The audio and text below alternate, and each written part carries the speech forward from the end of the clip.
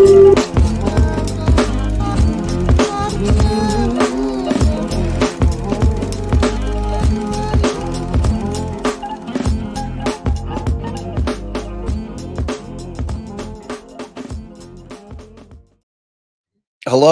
and welcome to Defense Diaries. I'm your host, Bob Mata, and we are going to be continuing our coverage of the people of the state of Idaho versus Bryan Kohberger. And Allie will be joining me any moment. So I will take this time to let you guys know I got a new chair. I got one of those little bouncy Swedish ball chairs. So I'm going to try not to do this because everybody will be vomiting like you're on a ship. So if I start doing that, let me know in chat because it may happen. I don't think so because when I'm watching myself in the screen, it makes me super dizzy. So I think I'll probably be good with not doing that, but y'all let me know. Y'all let me know if I do that. Allie, it's free for all. I mean, she could be bouncing all over the place. It could be amazing. Amazing. So this live's probably going to be about an hour and a half, hour 45. There's no way we're going to be able to get through all of the documents because this was a massive. Oh yeah. What a stone cold fox. What's up, girl? I forgot to put on my new shoes. And thank you to all my birthday angels. Oh my God, are you on your bouncy ball? Yeah, but I can't be flat-footed because I didn't put on. So I got 2 gifts for my birthday. Then Bob got one of my gifts for himself from you guys. You know who you are. I've got a list, but you know who you are, and I love you. So I got platform sneakers and this bouncy ball exercise seat. But because I'm so short, I sort of need so it's like they go together. I sort of need the platform shoes to be standing flat-footed on this ball. Yeah, I mean, you guys have to imagine. So the chair looks like this. It looks like this guy right here. It's actually got like little wheels and shit. And it's got that little back, but you're not supposed to use the back. But so you have to imagine Allie sitting on this thing and her feet don't touch the ground. I just want that image to roll around in your brain. How adorable that is. I scooted up a little. My feet are touching the ground. All right. It's not as fun then. It's much more fun with you with your feet dangling in the air on the Swedish like exercise ball. So all right, I was telling the folks huge document dump, and we're never going to be able to get through it. We're going to have to break this up into several lives. There's a lot to digest. It's the exact kind of war that you would expect in a death penalty case from both sides. This is how you want to see a case being litigated. You want to see all the motions that are being filed. You want to see them filed because it matters. If the state is going to try to execute somebody's client, that defense attorney damn well better put up a fight. And that's exactly what Ann Taylor is doing. And the state is doing everything they can to advocate for those 4 beautiful kids that all lost their lives. So it's the kind of war you'd expect. And I haven't seen any, like we'll get into it. Let me do the intro. Wait, before you do, let me officially thank everyone because I have the card in front of me now. So Cami Q, Mags, Marissa, Kasha, Co-Mama 23, J Beans, Cherie Hull, Chelsea Ann Piccolo, Brandy Griffiths, Mandy, and Tracy. Thank you all very much. I also got lots of coffee. I'm still getting coffee on the gift cards. But I've been the beneficiary of any of that Starbucks gift card coffee goodness, or no? I'm out. No, I think that there was a time that brought us both coffee. I can't remember the timing of it. But again, so I purchased black Adidas platform sneakers and this amazing ball. And Bob got himself a ball. Yes, I did. I got myself a ball.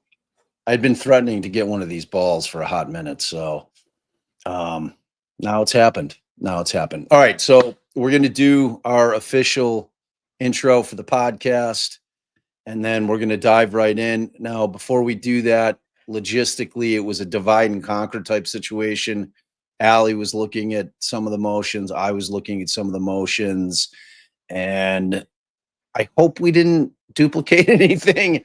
There's no guarantee that Allie's not going to be saying, "Hey, idiot, I did that one." She was like, "Oh, I did some of the DNA stuff. I did one DNA thing. But I think it's different than what you did. I hope. Because duplicative on this is a bad idea. Because there was 70 plus things that hit in the document dump. A lot of them were motions by primarily by the defense, to have things filed under seal. As you guys know, Judge Hippler said, "I'm done with the sealing thing. If you guys want to seal something, you're going to have to ask me, and then I'll review it, and then I'll decide whether it's going to be filed under seal." There's a lot of orders that dropped out pertaining to certain things, and then we had a ton of motions in limine from both sides and the other side's response to those motion in limine. So there's a lot. There's a lot to digest. We'll probably get through a fraction of it today, but we're going to keep working towards it because this thing's heading towards trial, and it seems like they're getting a bulk of these done now. So I anticipate that there's going to be a little period of quiet where both sides are preparing, like they're actually ahead of the game. A lot of times you see these motions in limines get filed just before trial. Like a lot of times the judge will say, "All right, I need your motion in limine. We're starting trial on Monday. I need them by Thursday or Wednesday because we're coming in on Thursday for our final pre-trial, and we're going to litigate them there. And then we're off to the races on Monday." So both sides, in that it speaks to the size of this case. It is a massive case with a massive amount of evidence and a lot of issues that are going to be fought over during this trial. I anticipate it's going to be one of the most fascinating trials that we've seen in terms of, like, if you think about Karen Reed in conjunction to this and like that kind of the small amount of evidence that exists in that case and what a fight that's been, wait until you get to Kohberger, where they have basically every type of evidence that's going to be battled over that you can think of in a modern criminal case. You've got the phone data, the DNA, you've got the social media stuff, you've got all of it. It's all there, and it's all going to be on full display. Hopefully they're going to be streaming it contemporaneous to the trial going. I'm still very much thinking about going out there for some of this trial or sending out. I'm happy to be here, but why start with an untruth? I am accepting of my responsibility to be here. Like to tell you I'm happy to be here, but why start with an untruth? Is that was Mandy? I am accepting of my responsibility to be here. Like to tell you I'm Mandy. happy to be here, but wow, what is that? I don't even get it. I think it's a new soundbite. I don't have my shoes on, but I did take a picture. Let me share it. Oh, that's Hippler. That's Judge Hippler. Oh, I start with an untruth. I approve of that. I am accepting of my responsibility to be here. Like to tell you it needs work, but it is a great quote. He's basically saying, "Look, I'm accepting the fact that I'm taking this case over, but I'm not happy to be here." So that's a very honest judge.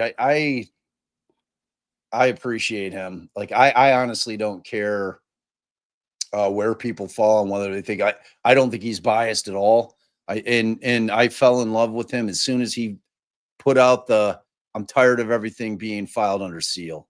That guy is all about transparency, and I'm all about that. So that's where I go with that. All right. So logistically, do you have one you want to start, or you want me to start one? Wait, did you do the intro already? No, but I'm trying to figure that out before we go. I know. I just want to stick up these shoes just because. Why don't you just show them the shoes? I don't have them down here. Okay. Well, you could pause your camera and run upstairs and grab them. Your little elfin shoes. I was going to share a screenshot, but all right, I'll do that. They're like this big. Oh, they're like size 2s. Can you guys see that size there? That's how big Allie's feet are. I carry Allie around in my hip pocket, right? Or my shirt pocket, one of the two. And I just pop her out. Boop. She looks much bigger on screen than she does in real life. I can carry her around she's about the size of Tiny Hand. So I can carry Allie around in my hand like that. It's awesome. It's awesome. Like I couldn't have asked for a better wife. because I can always have her with me. She flies for free, you know. I can pack her in luggage, if need be. Not Sarah Boone style, obviously, but she's back. Oh, these things are cool. I like them. She was. What were you thinking? Like, she wanted to do the pink or the gray. The gray were, for some reason, the gray must be the hottest color. And so she was like, because they were twice as much as the black and the pink. I don't know. It's weird. Who knows? Who knows the shoe game? It's hard to know. All right. So do you want to do your motion? You want to do your DNA first, and then I'll do the Amazon click? Yeah, because they're like a couple of the motions I'm doing, I'm not putting up the actual that DNA motion. I'm going through it, but I'm not putting up the motion demonstrative itself. Evidence. You're not yeah. You're not going to show the class the demonstrative evidence. Our class loves demonstrative evidence, babe. You know that. I understand, but hey, you're doing good on not bouncing on the ball. I think that helps that your feet can't touch the ground. I think if your feet were on the ground, you'd be more apt to bounce. That's funny. All right. Okay, so I'm going to do the intro. You ready? Yeah. Sure. That did not sound like a resounding yes. No, I am. Okay. Okay. All right. You guys ready out there? So remember, this is for the podcast. You should all be hit the QR. Like, the Gacy thing should have millions and millions of downloads. It is, I think, one of the best podcasts ever made. Obviously, I'm biased. Obviously. No, you're not. That being said, it is the best. That being said, the thing's a banger, man. It's great. It's great. It's got tapes. All right. Intros. Yes, ma'am. Yes, ma'am. Okay. Ready? 3, 2, 1. Welcome to the docket presented by Defense Diaries. I'm your host, Bob Mata, and I am joined once again by my beautiful and brilliant co-host, Allie. What's up, girl? I'm your co-host. Is that what I said? Co-host? Yeah, but you just said coast. I think I just really condensed it.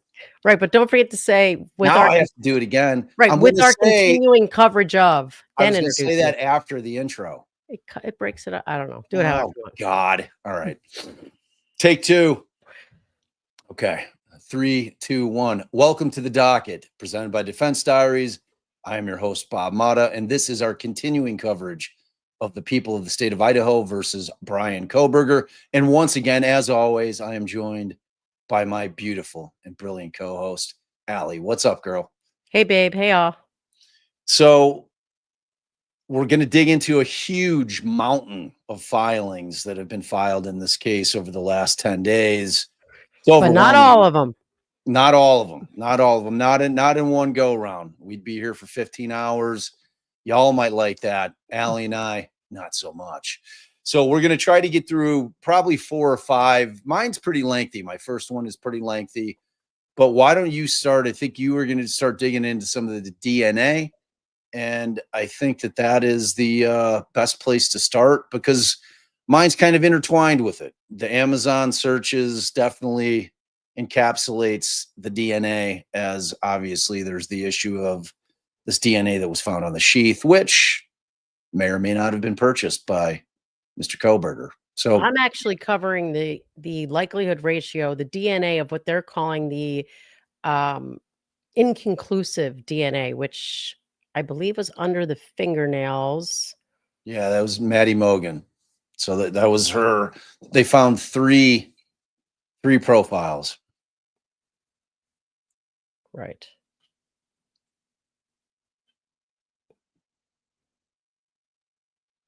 Give me a second. Sorry. Oh.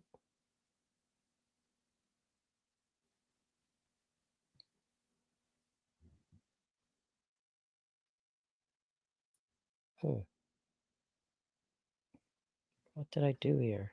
Wow. Sorry. Wow. Oh, Lord. We were watching a live today where the same thing was happening, and you were firing pretty hard, and yet here we are. All right. Hold on. You know why this is happening to you? You need to use the second screen. You're at a huge disadvantage when you're trying to use one screen for everything. It just doesn't work. It's very, very difficult. Exactly. Thank you, Mandela. Right on time with the crickets. All right. So in any event, it was under. So this is the DNA that the defense is looking to exclude as inconclusive. And what actually came back is that the likelihood ratio for DNA of the defendant, Kohberger, is 0.0469, which equates into one of 21 people. It is 21 times more likely that someone else is the contributor than Kohberger. This in forensic terms is considered very weak evidence, especially for an inclusion. And it actually does, in fact, scientifically lean towards exclusion. But not only is their DNA, there's for Kohberger, a likelihood ratio for Kohberger that was provided, but there's a likelihood ratio for numerous other people. So you've got, let's see, Jack, how do you say that last name? Dussour? Oh, are you talking about Ducoer? I would say Decour. Okay, so in any event, for Jack, it's 0.399. So the evidence is 2.5 times more likely to have come from somebody else. That is also, obviously much higher, and it's very weak for exclusion. It does not indicate that he's excluded. And who is he, babe? He's an ex-boyfriend. Okay. Then you've got Cole Barenberg, and his is at 0.485. So that's about 2 times more likely than being somebody else. And it's kind of neutral. It's like he sort of could be excluded and could be included. But Ethan Chaplin, who obviously is a victim, Ethan Chapin. All right. No L. Okay. Ethan Chapin. I'm trying to re-say it for Darren. Ethan Chapin, his likelihood ratio is 3.33. So it's, he is, it's basically, he is essentially the closest to being included as one of the contributors. Xana, who another victim, is also included, that at 4.98. So it's 5 times more likely that it's somebody else. So it's moderate support for an exclusion. And then with Bethany Funky. For Bethany Funky, it's 0.0233. So she is the largest. It is 43 more times likely it's someone else other than Bethany, and it's also strong support for exclusion. So as far as Bethany and the defendant, Mr. Kohberger, is concerned, the evidence does tend to suggest that they are excluded. The defense is using Cybergenics, and that's a Pittsburgh-based company known for its TrueAllele software. Now, Bob and I take issue with TrueAllele just because it's very black box. There's no way for anybody to test it, and it's just like they're saying it's been tested and over and over again, and it's reliable, and the math is there, the science is there. However, we can't see how they're applying it because it's their intellectual property. So no one is getting the code to see how is it actually using this and doing this. And Bob and I have always had concerns about that. However, universally, it's been accepted in courts. I honestly, I do not get it, but there's a complete lack of independent validation. And that is something that's very critical of TrueAllele's reliability. Well, the problem with that is that there's no peer review for what they do. You know, I mean, we ran into the first place, and I'm not going to get into a long diatribe about it, but we ran into them in the Garcia case. That was who the state found them. They were a fledgling company who had created this garbage in, garbage out black box thing. And our guy, who was Carl Reich, who I think I'd put up against any DNA guy on the planet, you know, he's like, look, that's fine. Just let me see what you're, you know, how you're arriving at it. I need to show me your work so that I can verify that it's actually real. And this guy got on the stand. He's like, so, because we couldn't get to a Daubert because he refused to turn over his intellectual property. He said the entire value of my company is contained within that, and I refuse to turn it over. I'm not sharing it with the world because my company's worth nothing. So ultimately, our judge ended up excluding it. The TrueAllele, which, you know, now goes by Cybergenics, and you know, so Cybergenics uses TrueAllele, I guess. Oh, they do. So you know, so that's we have like a personal beef with it. And no, the whole entire thing. I mean, there have been some like somebody trying to do independent studies. The best that they could do was, and let me see what year this was. So I don't know, but it's been like a recent study where they compared TrueAllele with STR mix, like, so a different company, and they produced different likelihood ratios for the same sample. So that raised questions about consistency across platforms, and without independent, like Bob said, peer reviewed, you know, benchmarks, the scientific accuracy of TrueAllele is, you know, hard to pin down. Also, again, what we're talking about, the black box nature. And again, in that study that they did where they compared the two, they found, quote, significantly different results. So that, again, suggests potential flaws in one or both of the systems, but we don't have independent, transparent testing on TrueAllele's algorithms. So we don't know, you know, that it really does produce consistent, accurate results. Then there's the black box nature. Again, it's their proprietary software, and they refuse to disclose the source code, making it difficult for anyone to do, you know, any testing or comparisons. And I think that there was one court recently, let's see,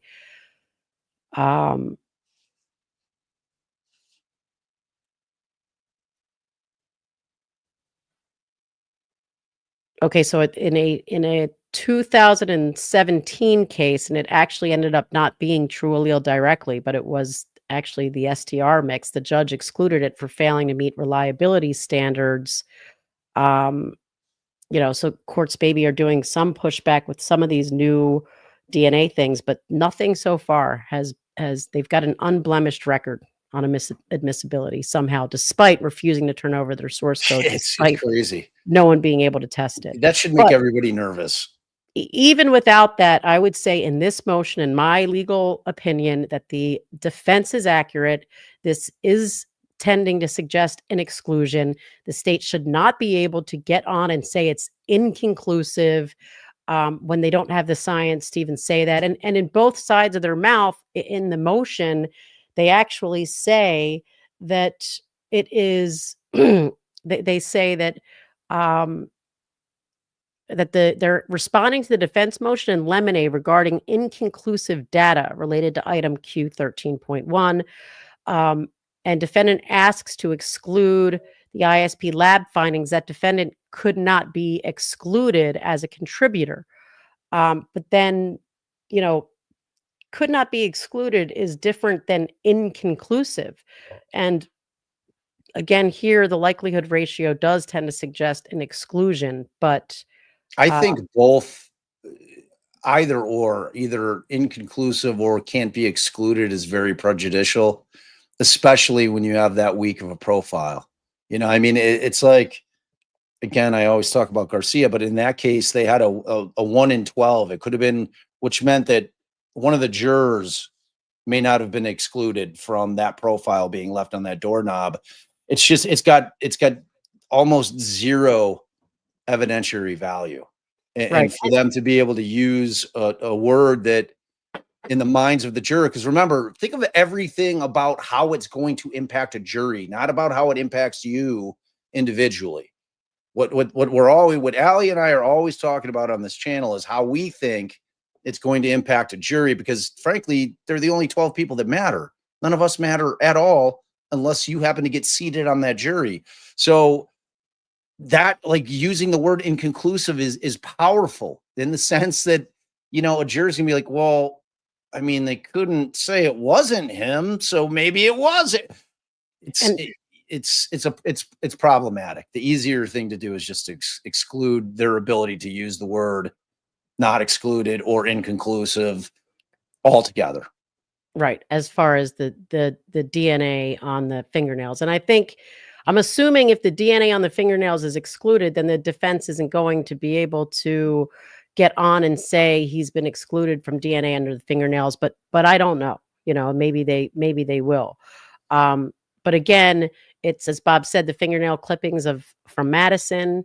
And I don't think, in my opinion, they shouldn't be relying on there is no relevance, as Bob said, to this, the prosecution's position, because the number is so low that it actually leans towards an exclusion as it is, although that's not the way that they're going to present it. I think the state has strong enough evidence on several other fronts, and they should not be allowed to put in the fingernail clippings. That would be highly prejudicial, and I think good grounds for an appeal, although at the end of the day, the court may find it harmless if they consider all of the other evidence to be strong. There's a couple of things I'd like to point out. One, it's these types of issues that are ripe for appeal.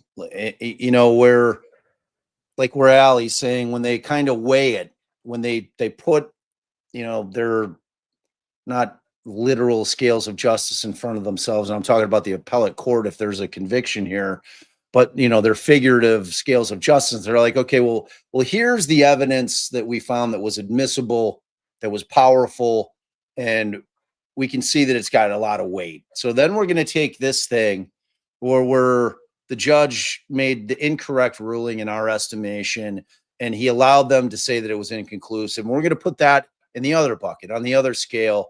And when you look at it, it just doesn't move the other side of the scale. It doesn't move it significantly enough for the court to say that it's anything other than harmless error. So, but like, it's all of these issues that you see that are being litigated now are all the things that you will see get raised on appeal, depending on how decisions are made in terms of what's going to be allowed in or what's going to be barred. And ultimately, at the end of the day, depending on which way the judge comes down with it, that will be what the defense relies on. That's why they file these motions. That's why you see pretrial motions in cases like this, to preserve issues for appeal. And then ultimately, it's going to be left to the appellate courts to decide whether or not it amounts to anything more than harmless error, even if they've said, okay, yeah, you made an error. However, it doesn't outweigh the manifest weight of the rest of the evidence. So that's where we'll get with that. But additionally, the other thing that I was going to say was that at the end of the day, when you're looking at kind of the totality of the evidence in this case, like, it just seems like a hill that the state doesn't need to die on, you know? So, I mean, they responded. It's if they're barred from being able to use that terminology, or their expert can't use it, they're arguing it, but they don't necessarily need it. I feel that way about like quite a few of the motions that we're going to ultimately be going through, not necessarily today, but there's just a lot of kind of what I would consider to be nitpicky type motions, which, you know, in the scope of things make a difference, because words matter in a court of law more than anywhere else on the planet. Every single word that's used, and you see it where they're trying to bar the use of the word red rum in certain context as it pertains to Bryan Kohberger. They're trying to bar the word of the use like psychotic. You know, they don't want those words coming out because it does tend to put the jury in a certain state of mind. So they're all legitimate arguments. They really are. And ultimately, they're probably winning arguments in the sense that I think that they do have a tendency to really prejudice the jury against that person who's sitting at the table. But again, at the end of the day, it's going to be the bigger evidence that's going to end up pushing a juror one way or another, as opposed to kind of the semantical arguments that we're hearing in some of the motions in limine. All right, so unlike you, babe, I'm going to pull up my document, which is pretty interesting. And I'm going to be dealing with the state's response to defendant's motion in limine number 9, which was relating to the Amazon click activity. I'm sorry. I was going to suggest, did you want to do your DNA one after this DNA one, or? I mean, that would make the most sense, but you know, I don't really try to make sense ever. I like to, you know, I'm a haphazard guy. I'll throw shit at the wall, see what sticks. You know what I mean? The only reason I don't want to do that is because I didn't have it lined up. All right, go for it. Sorry. Let me see. Because I actually had we did duplicate that particular motion, by the way. So my fault. Okay. So you know what? This one's relatively short. I'll pull it up instead. So this is, and then we'll get to the. Do you have one you could do in the interim in after this one? After that one, yeah. Yeah. So I'm not doing 2 in a row. So this is the state's response to the defendant's motion in limine number 6, which is the reference to touch and contact DNA. So this, again, the defense filed a motion in limine saying, look, like, we don't want you using the words touch or contact DNA because it gives the jurors the wrong idea as to what it is and the strength of it. And so this is the state's response to it, which incorporates a lot of the defense's argument. I think we went through this particular motion on our last dump back a couple of weeks ago. So, but this one's pretty interesting. So the defendant's motion in limine regarding the use of the terms touch or contact DNA, or opining on the means or mechanism by which DNA came to be present on the knife sheath. So this court should deny the defendant's motion because Ms. Nolan's disclosures demonstrate she will not use the phrase touch DNA in a manner that will mislead the jury. Her opinions as to the DNA found on the sheath are admissible under the Idaho rules of evidence, and her opinions are proper rebuttal evidence, or testimony rather. So, and I can also pull up her AFI. I have her AFI as well. So we'll pop between those two. So it makes kind of the most sense just to kind of go through her affidavit real quickly. So this is Rylene Nolan, and she is employed as the laboratory manager of the Idaho State Police Forensic Services Laboratory in Meridian, Idaho. She's been employed for a long time, since November of 2002, and she's served as the lab manager since 2014. She's currently qualified, and I am currently qualified and proficiency tested as a DNA analyst. I've been qualified in DNA analysis since May of 2005. So there's not a consensus in the forensic DNA community that DNA lab analysts should not opine about DNA transfer, persistence, prevalence, and recovery. Although the recommendation 7.1 was included in the NIST report titled Forensic DNA Interpretation and Human Factors, Improving Practice Through a Systems Approach, published in May of 2024, there were 2 members of the working group who dissented from that recommendation. As a result, the recommendation was marked with an asterisk, and a footnote documenting the non-consensus was included in the report. In addition, the report was published as a final draft and was never posted as a working draft for the wider community for public comment. So there is a divide in the forensic DNA community on this topic. And frankly, you want to see that. It's like you're seeing it with tool markings. You want to see this because ultimately what this tends to do is it strengthens the evidence. You want people fighting on both sides of it in terms of trying to make the evidence that much stronger. That seemed like a really horrible sentence.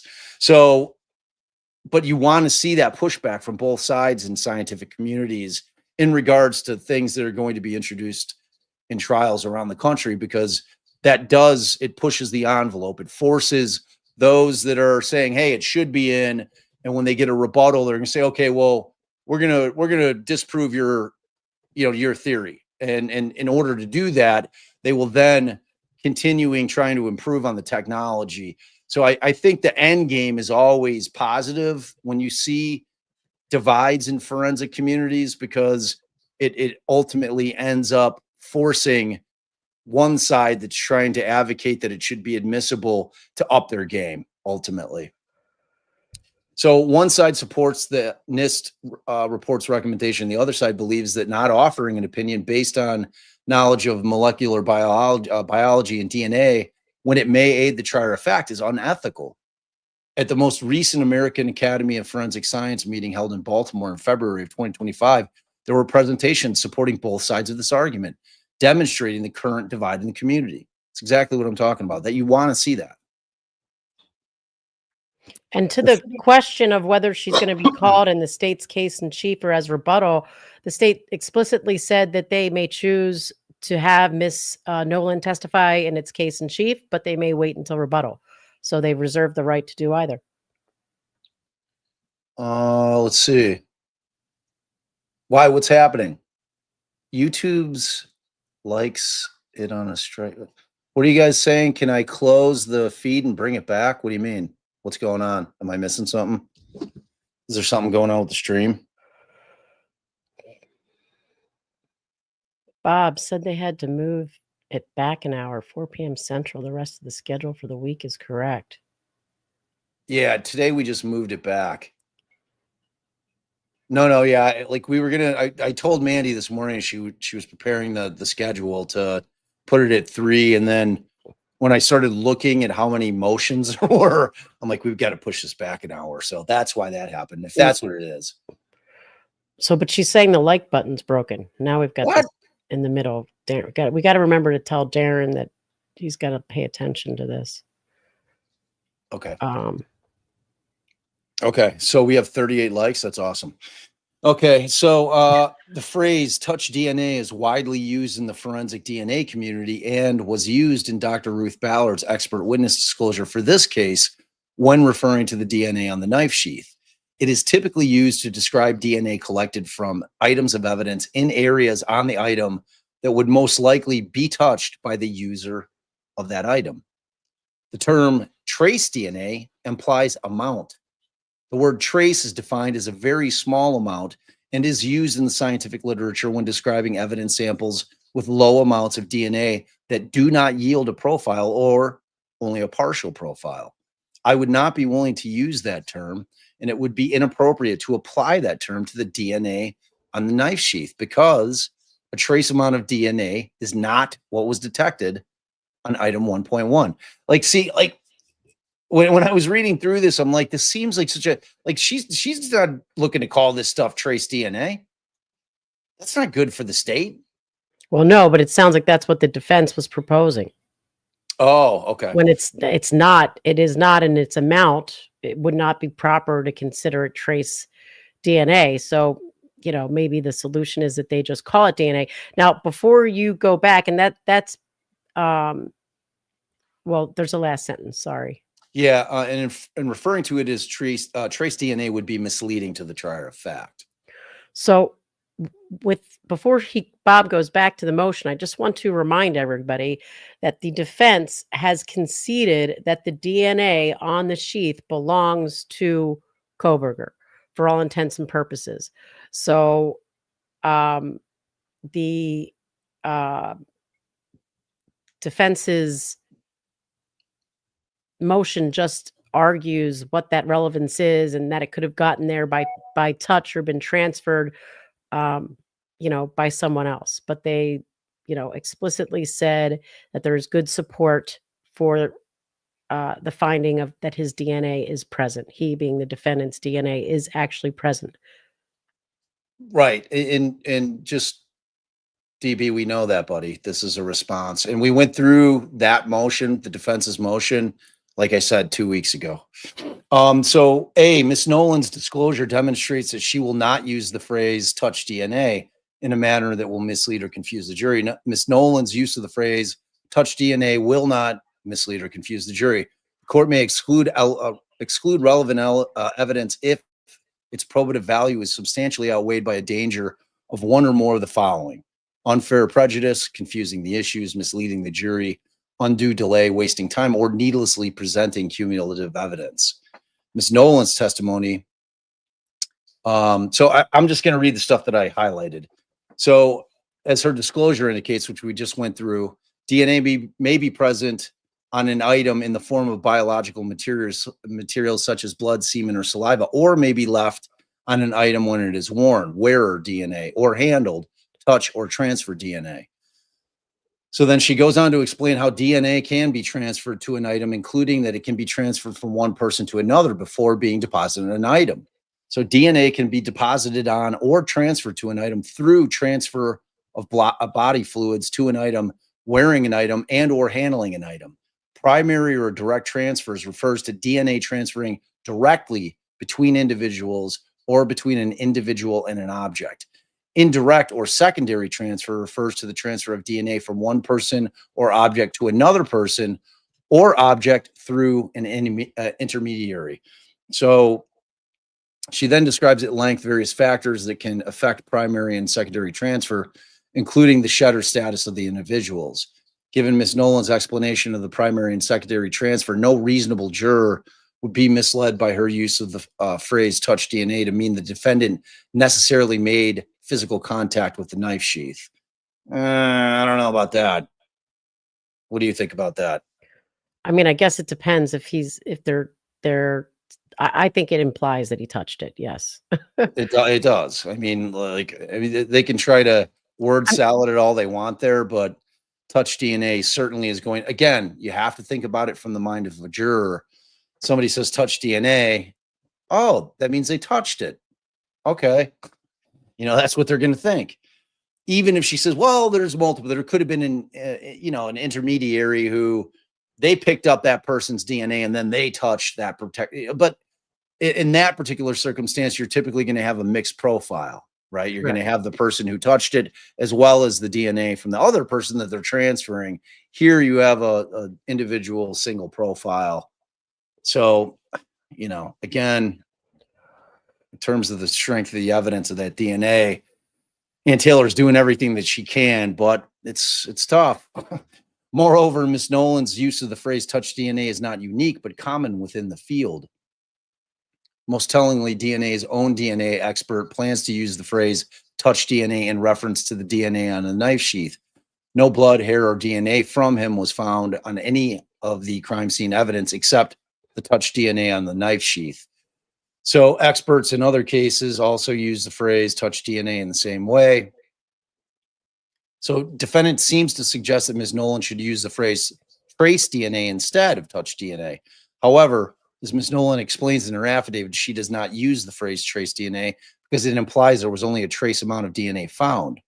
Using that term in this case would be misleading to the jury because a trace amount of evidence is not what was detected on item 1.1. So I think that pretty much covers most of the arguments in this particular motion, right? Let me see if I'll just go to the stuff that I highlighted then. So as Ms. Nolan's disclosures indicate, she will assist the jury by helping them understand concepts related to DNA that fall outside the common sense or experience of the average juror. Specifically, Ms. Nolan will explain primary and secondary transfer of DNA and factors that may affect primary and secondary transfer of DNA.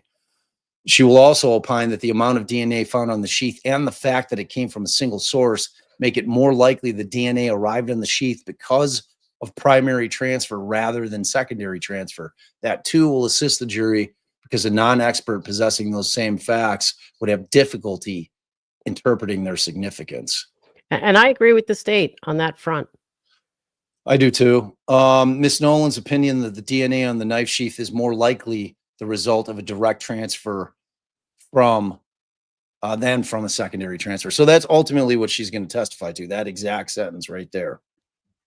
So, I mean, it's not definitive and it's ripe for cross-examination. Like, this isn't an issue to me of admissibility. It's an issue of weight, and the defense is going to have their ability to be able to challenge that and, you know, say, well, okay, you're saying it's more likely, but that doesn't mean that it couldn't been a secondary transfer. I'm assuming that Nolan's response will be, well, yeah, that might be true. However, I would normally expect to find that second profile, which we didn't see here. So at the end of the day, the argument here is not Mr. Kohberger's DNA wasn't present on the knife sheath. There's some sort of flaw in the DNA testing. It is only with use of the words touch DNA and the defense arguing that that implies he actually touched it when it could have been transferred through something that does not imply direct contact with it. And again, I'm going to quote the defense expert, Dr. Ballard, who said, there is good support that Mr. Kohberger's DNA was found on item 1.1, a swab from the knife sheath. Now, Bob, are you finished going through what's relevant here? Because there was one other thing I was going to touch on if you are. I was just going to read through the stuff I have highlighted. Okay. It's not that much more. So according to the recommendation from the working group espoused by the defendant, a DNA expert is not allowed to answer any question of how or when DNA arrived on an object. But defendant's expert goes to great lengths to make DNA on the knife sheath seem meaningless for the jury based on the very subjects defendant now claims the expert should refuse to discuss. For example, defendant's expert discusses the possibility of how the DNA arrived on the knife sheath that most benefit the defendant. Mr. Kohberger could have shed cells DNA onto the sheath days, weeks, or even months earlier. I agree with that. Yeah, absolutely. And she opines that the DNA was found on a protected area where a prior handler's DNA might be expected to persist, even if the sheath was more recently held by someone else. Also true. Also true. So the state disclosed in its initial expert disclosures, experts from the Idaho State Police Lab who swabbed the knife sheath for DNA, swabbed the defendant for DNA, and compared the DNA from the knife sheath to the defendant's DNA. Based on those disclosures, the DNA lab analyst who compared the DNA will testify the defendant's DNA matched the DNA obtained from the knife sheath.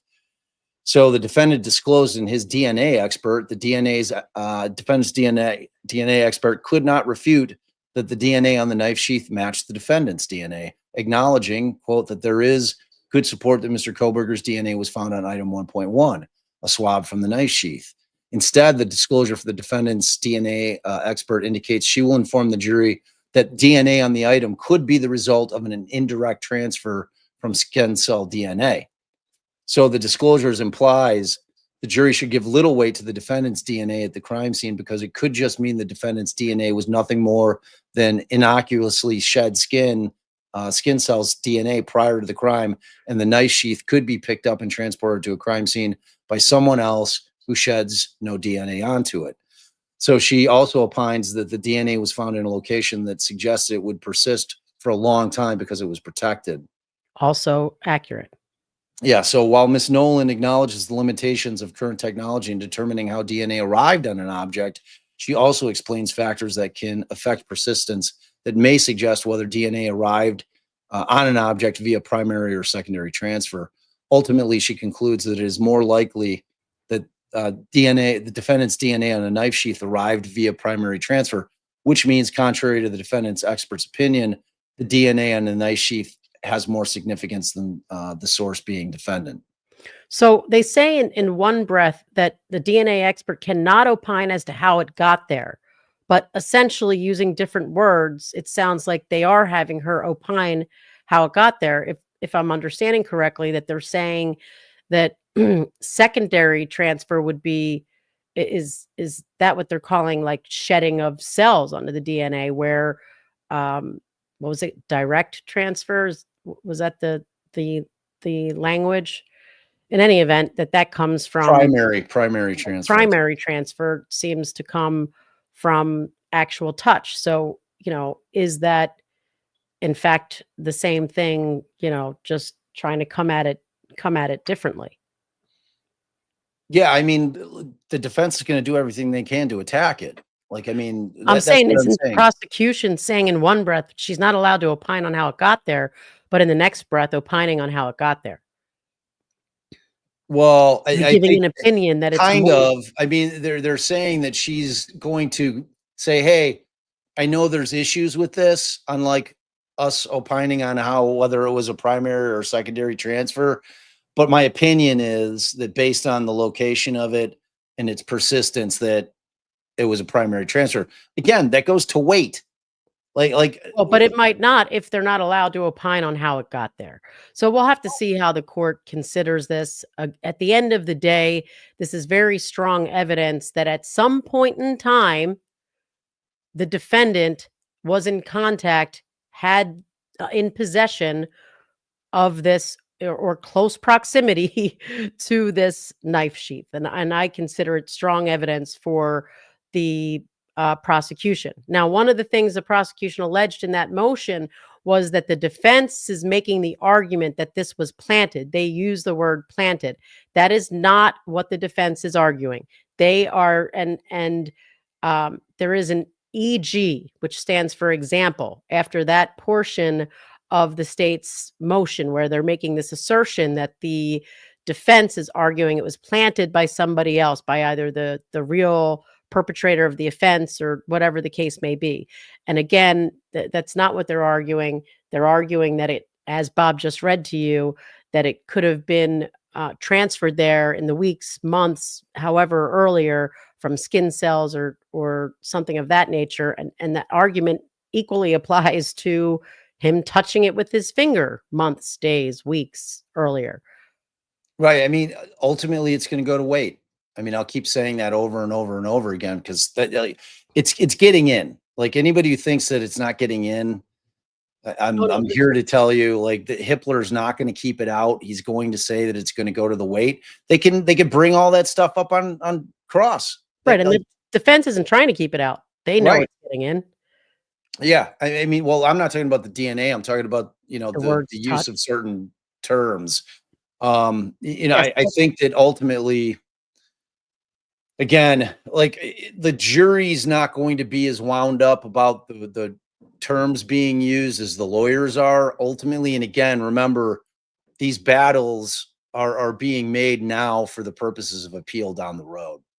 So, ultimately, whether or not you're going to be able to sway a jury, because like I keep trying to tell you guys, whatever they're going to have when I start going through this evidence of the Amazon click stuff, whether it's they're building a breadcrumb trail to the fact that he bought the thing, and I'm talking about the knife in the sheath, or whether they have direct evidence in terms of an actual receipt, albeit from a family account. But family accounts, I have a family account. I know who buys stuff. I can see what card bought it, and I can see where it was shipped to on our family account. So I don't know how much weight that's going to have in terms of like trying to get over the hump with that. But we don't and I've seen various lawyers reading it different ways, like what's contained within this in terms of what's said in the state's response. And it's interesting. It's interesting. Like, I think we talked about it a little bit with Andrea the other night in terms of like this particular language that's in here, whether or not it's indicating that they have actual proof or whether they have circumstantial evidence leading them to believe that Kohberger bought the knife. Because Andrea said, well, what about the range?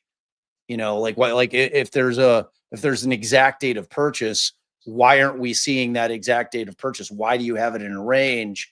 We don't know everything that exists. I mean, maybe, because I think the knife and the sheath come as a bundle. And I think you can even get the sharpener as a bundle from what I've seen. Whether or not they were purchased that way, yet to be determined. We don't know yet. So do you have a motion you want to go through, or do you want me to jump into this thing? Well, now that you have introduced it, I think you should continue. I mean, okay. All right. So this is, again, the state's response. And again, we're reading the state's response because we went through the initial defense filings back a couple weeks ago. So you guys can go listen to that live. We don't have time to go through both of them. And they typically will bring up most of the defense arguments when they're trying to rebut them. Correct. So it helps refresh your recollection as to what the defense is saying. All right. So, but this in particular is the state's response to the defendant's motion eliminate number 9 regarding excluding the Amazon click activity evidence at trial. So the facts, we pretty much all know the facts, but 4 victims were found deceased with apparent stab wounds. K-bar knife sheath with a U.S. Marine Corps logo was found lying next to one of the victims. Bryan Kohberger's DNA was found on a K-bar knife sheath found at the scene. So on April 26th, the state applied for and was granted a search warrant for Bryan Kohberger's Amazon.com user activity. Search warrant was amended by Magistrate Justice Megan Marshall on May 8th of 2023 to correct a Scrivener's error. Ooh, the dreaded Scrivener's error. The search warrant directed law enforcement to seize from Amazon.com 1, Bryan Kohberger's customer click activity pertaining to knives and accessories, 2, payment methods used, 3, details of items in carts to include all items added to cart, all items removed or deleted from cart, wish listed or shopping baskets, 4, all suggestions made to the account, which how's that like? I mean, I guess I don't know why they're asking for that. Maybe in the event that, I don't know, I was trying to figure out why they think that matters. I guess it typically they're suggesting things that you've looked at previously, I guess. So 5, all records regarding reviews by other Amazon users viewed by Bryan Kohberger, 6, advertising data, 7, devices used to connect to account, and 8, all account linked to account. So on December 18th, 2024, the state disclosed Shane Cox, litigation and regulatory manager, to law enforcement response team for Amazon.com as a witness for the above evidence. As articulated in the disclosure, it's the state's position that Shane Cox's testimony is not expert testimony pursuant to the Idaho Rules of Evidence 701. So the argument here, so the preceding sentence just says on March 14th, 2025, and in response to the court's January 24, 2025 instruction that more disclosures were needed, the state filed an amended disclosure, which there's a footnote to, but it just gives the date. So the argument, evidence rule or Idaho Rules of Evidence 106 does not apply to business records containing user activity records. The defendant primarily relies on Idaho Rule 106 is the basis for his motion to exclude the Amazon click history data. 106 states remainder of or related writings or recorded statements. If a party introduces all or part of a writing or recorded statement, and adverse party may require the introduction that time of any other part or any other writing or recorded statement that in fairness ought to be considered at the same time. So that it's kind of an interesting argument. It's kind of a completion, like the completion argument a little bit. So under IRE 801, a statement is defined as an oral assertion, written assertion, or nonverbal conduct if the person intended it as an assertion. Examples of related writings or recorded statements related to 106 include a transcript of a defendant's taped interview, 2, recording of a defendant's statements to law enforcement, 3, the videotape of the victim's interview, 4, defendant's statement recorded on police officer body cam footage. So that's how they get all that stuff in, if you guys are wondering it. So then they go down here. It says further, in this case, the evidence at issue is complete. The defendant argues that the data that the state has disclosed to the defendant is extremely narrow when compared to the more inclusive and broad warrants and subpoenas. But this argument is incorrect. To confirm, the state has disclosed to the defendant all data, including clickstream data that Amazon has produced in this case. The state narrowly tailored a search warrant for evidence regarding the crimes of homicide or burglary occurring at 1122 King Road. This included temporal limitations based on the officer's investigation, which limited the search from March 20th, 2022 through March 30th of 2022, time it was known, Bryan Kohberger purchased a K-bar knife with sheath and sharpener from Amazon.com. Now that's the language that just keeps playing with me. Like, what does that mean? Were you paying attention? Yeah. So what does that mean? So, because there's like, are they implying that he knew that he bought it before they asked for it? They just didn't know when? They're saying that it was between March 20th and March 30th. Are they? Because it says, well, yeah, they're saying that. But what I'm asking you is, how did they know that? I thought that they claimed that the data showed purchase of a K-bar knife with a sheath and sharpener from Amazon.com between these dates. But then, one of the things that... What data? Well, Andrea brought up passive voice, and that's Andrea Burkhart.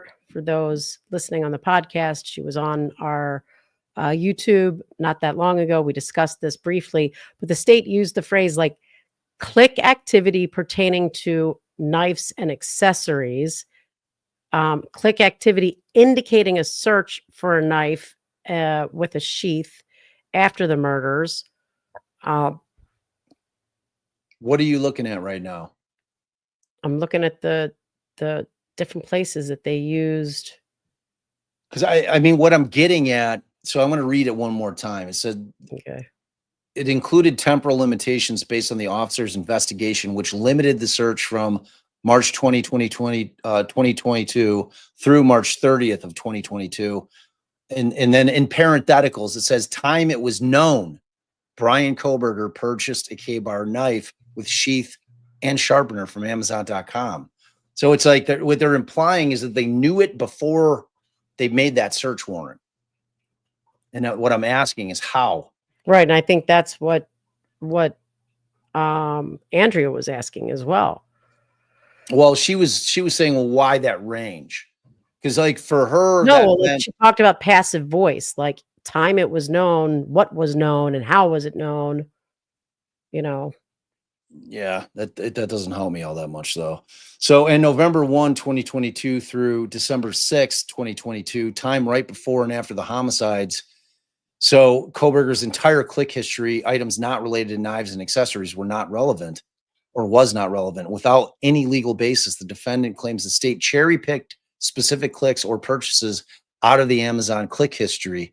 This is simply not true unless you consider seeking only items of evidentiary value. Cherry picking irrelevant click activity on Kohberger's account would not provide any relevant context to Kohberger's actual click activity, i.e. purchase of a K-bar knife with sheath before the murders or the red rums, and his click activity indicating a search for a knife with sheath after the red rums.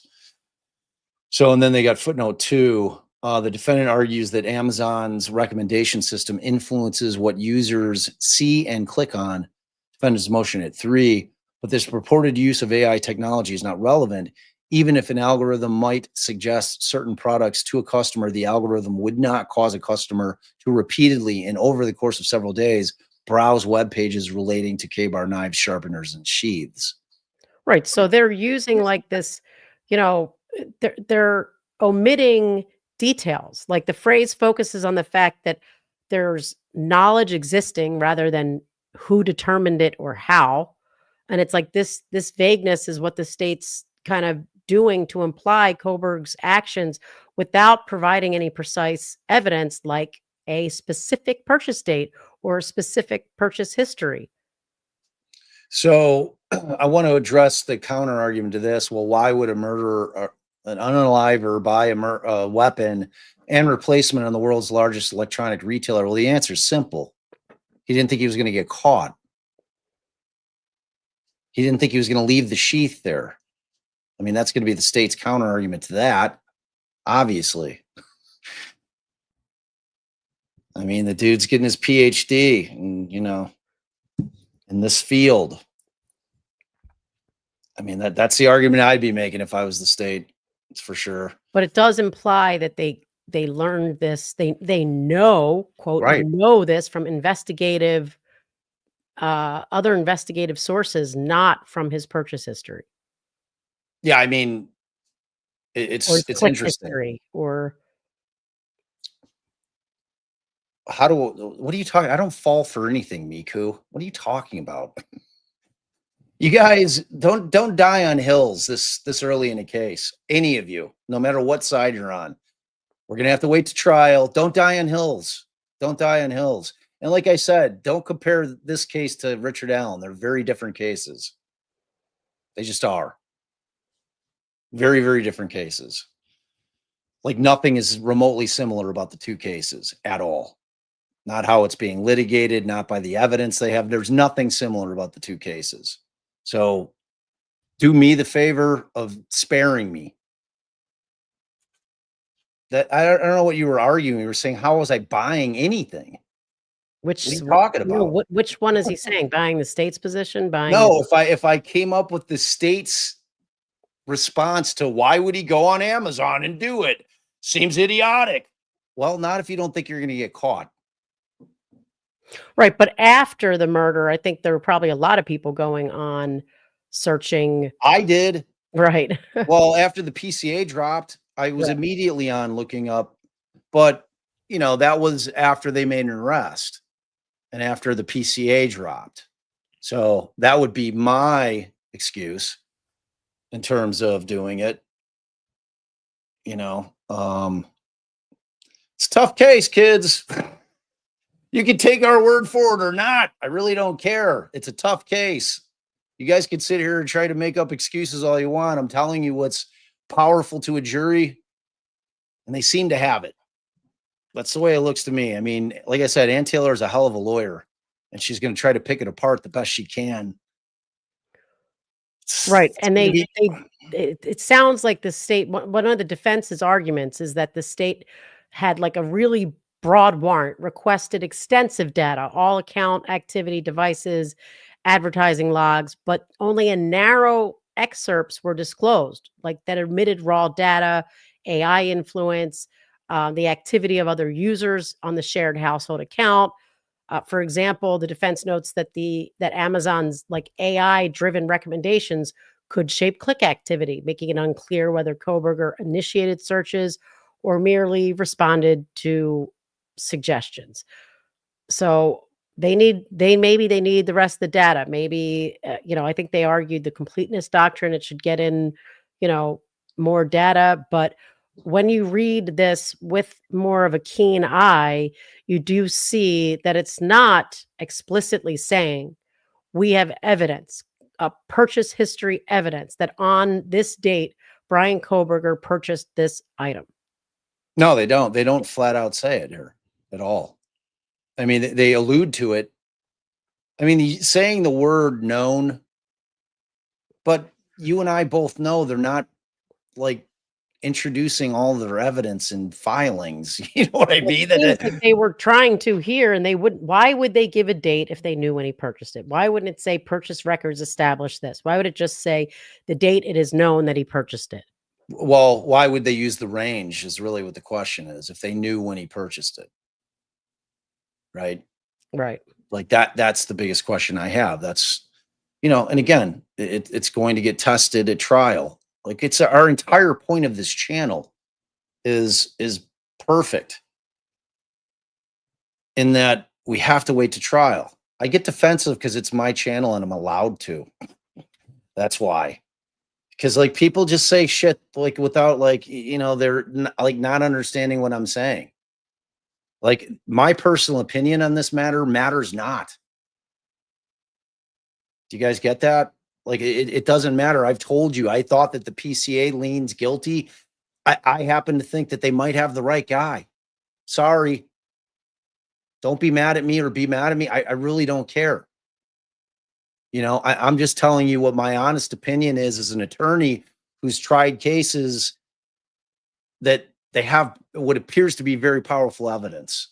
And when you've got 4 teenagers that were victims, Ann Taylor has a hell of a hard case to fight here. Like a massively difficult case. And we're going to have to wait and see the rest of the data and see, do they have a real... Wait for trial, period. I'm not, that's not my final conclusion that he did it. I don't know. I haven't heard the evidence yet. Y'all need to relax. Calm down. Like, calm down, which I know only makes you more angry, which is exactly why I did it. Like, I got to go, like, we have to wait till trial. It's the entire point. It's what I'm always saying on this channel. It's what we're both always saying. You can't come to a final conclusion until we hear all the evidence vetted at trial. What do you guys think that sentence like means? Every time I say it, the thousands of times I've said it on this channel. All right, let's move on. You don't have to, people know. I'm allowed to fire back on people that are firing in the chat, Allison. Sorry. And I will. Like anybody that wants to come on and wants to debate the opposite side of it, I'm here for it. I am absolutely here for it. It is what it is. I'm allowed to feel how I feel, and you can feel how you feel. And I just probably give mine a little more weight because I'm an actual lawyer who's tried cases. You can take that for what it's worth. Like every motion that's filed by either side is just words until it gets litigated and then until it gets vetted at trial. That's the bottom line. Period. I mean, all the data needs to be disclosed. They can't hold everything has to be disclosed at trial. That's why we have trials. Well, trial, so the defense can, go through it all. Well, I mean, that's so they can, like preserve issues for appeal. Well, really, no. And try to keep things out. Well, but under the completeness doctrine, they do have the right to put in, like what he was searching just before it and after it, and yeah, like best Christmas gift for my uncle who loves to hunt. Like that would be a relevant search term, right? Right? That would be a good search term for the defense. What is the best knife for somebody who loves to hunt? And all I'm saying is, if they had purchase history, I think they would have written there, purchase history shows he purchased this item. Although we did temporal searches between March 20th and March 30th, and what we found was a purchase on March 22nd. Yeah. All right. So defendant appears to argue that the evidence of the defendant's Amazon click history is not relevant. That is not the case. A K-bar knife sheath with the USMC logo was found next to one of the victims at 1122 King Road. Defendant's DNA was found on the K-bar knife sheath found on the scene. Applying the test for relevancy, first, Kohberger's click activity, which shows a purchase of a K-bar knife and sheath before the homicides, makes it more probable than it would be without the evidence that the case. See, I mean, like right there, they're being definitive, right? Purchase history. No, yeah, it shows a purchase of the K-bar knife and sheath before the homicides, makes it more probable than it would be without the evidence that the K-bar sheath found at the scene was Bryan Kohberger's. Yeah, it does. So second, Kohberger's click activity after the homicides makes it more probable than it would be without the evidence that Kohberger had a reason to search for a K-bar knife and sheath after the homicides. I mean, like, why would you do that? Can you think of a world? And again, we all did it after the probable cause affidavit dropped. So I don't know what. But why would you do it before a probable cause affidavit if you're that guy? For the reason you said, if you're looking to replace it. I mean, okay, when did the probable cause affidavit drop in relation to what they just said right there? Before this search took place, or after this search took place, rather. I don't know what the exact date of it was, sometime in December, I want to say. Mid-December.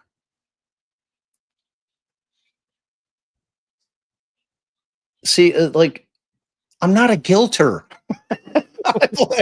I'm not a guilter. I think they have strong evidence. That doesn't mean I think he's guilty necessarily. I think that it leans pretty heavily towards they got the right guy. That's far from being a guilter. Right. He's waiting till trial to decide. I have to wait to trial. You all have to wait to trial. For all those that you think he's innocent, you don't know anything until this has gone to trial and everything's like, without it being vetted, we know nothing. All right, January 5th, 2023 is when the probable cause affidavit dropped. Woo!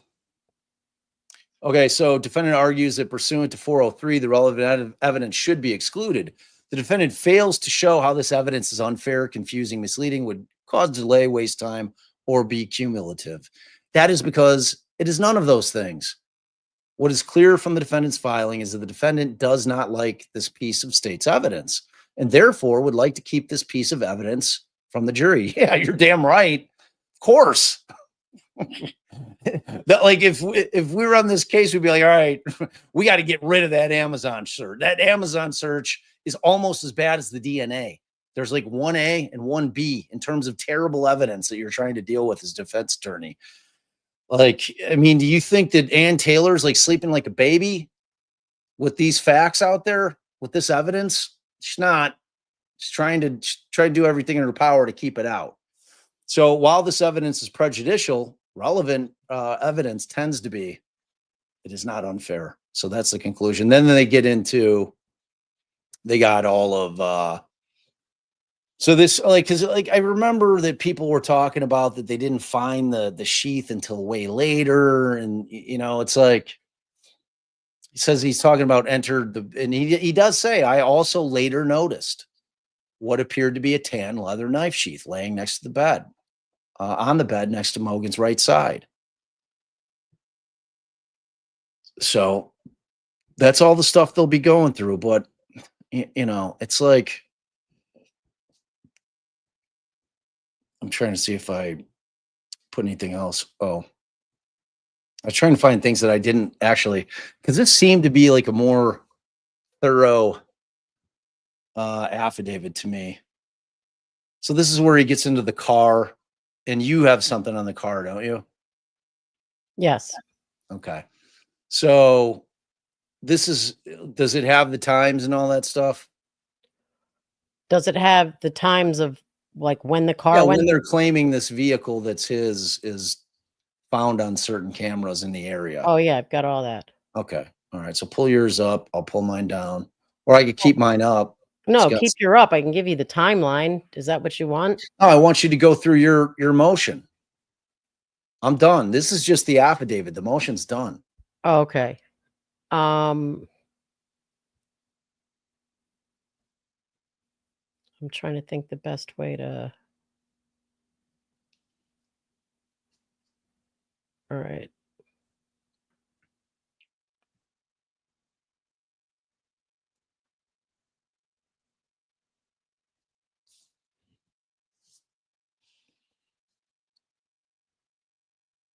Do you have it? It is a business record, though, DB. It is a business record.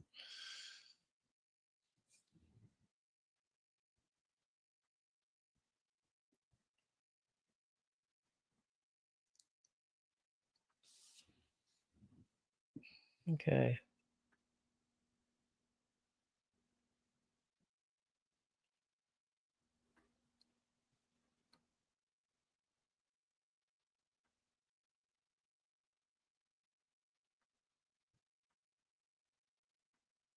How many motions do you have up, babe? I got it. Oh, good. Okay, so this is the state's response to defendant's motion in limine 12 about the make and model of the suspect vehicle. Now, the state has, the defense has argued that the that they don't have, like they don't have footage from all consistent footage from these parts, and that it can't be seen at certain parts, and that they can't really establish that this vehicle, this white vehicle, is actually a Honda in each of the movements that they are reflecting, and that the quality of the footage raises concerns. The state's own expert acknowledges that certain videos suffered from insufficient image detail and obscured views caused by like headlights, and that all these limitations cast doubt on the reliability of the footage as a basis for identifying the suspect vehicle with any certainty throughout all of that time. So, and this is the the state's response. Now, babe, it's a 51-page response, so but it does contain, you know, a lot of facts that. Well, I mean, can you thumbnail it? Like, can you? Well, I could, however, you know, a lot of these facts are, you know, of interest. I did make a timeline from the facts that are in here, so I could just, you know, go over the, you know, like the state's argument about when they see the the vehicles through here, and then pull up that timeline, you know, or I could pull up the timeline, but this has all these times, you know, all these times here. Maybe we should go to the, well, let's pull up this map, okay? So in this map, you've got, you know, times that they are claiming that you see the suspect vehicle. Let's see.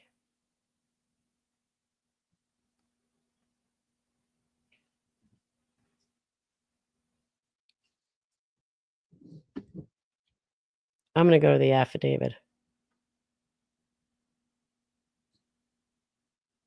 which is also pretty lengthy, but I think it's going to have all the facts sort of relevant to this.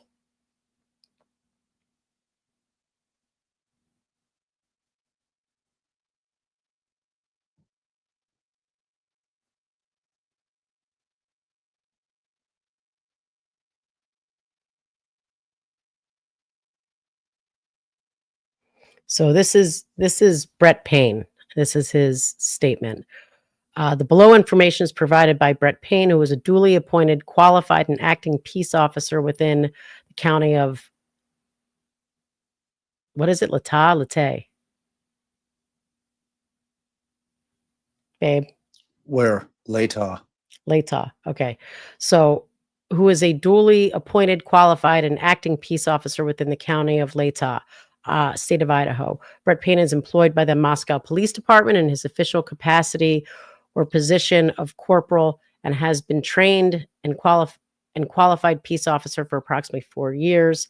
He's been assisting the Idaho State Police and the Federal Bureau of Investigations. On November 13th at approximately 4 p.m., the Moscow Police Department, Sergeant Blaker and he responded to 1122 King Road to assist with scene security and processing the crime scene associated with 4 homicides.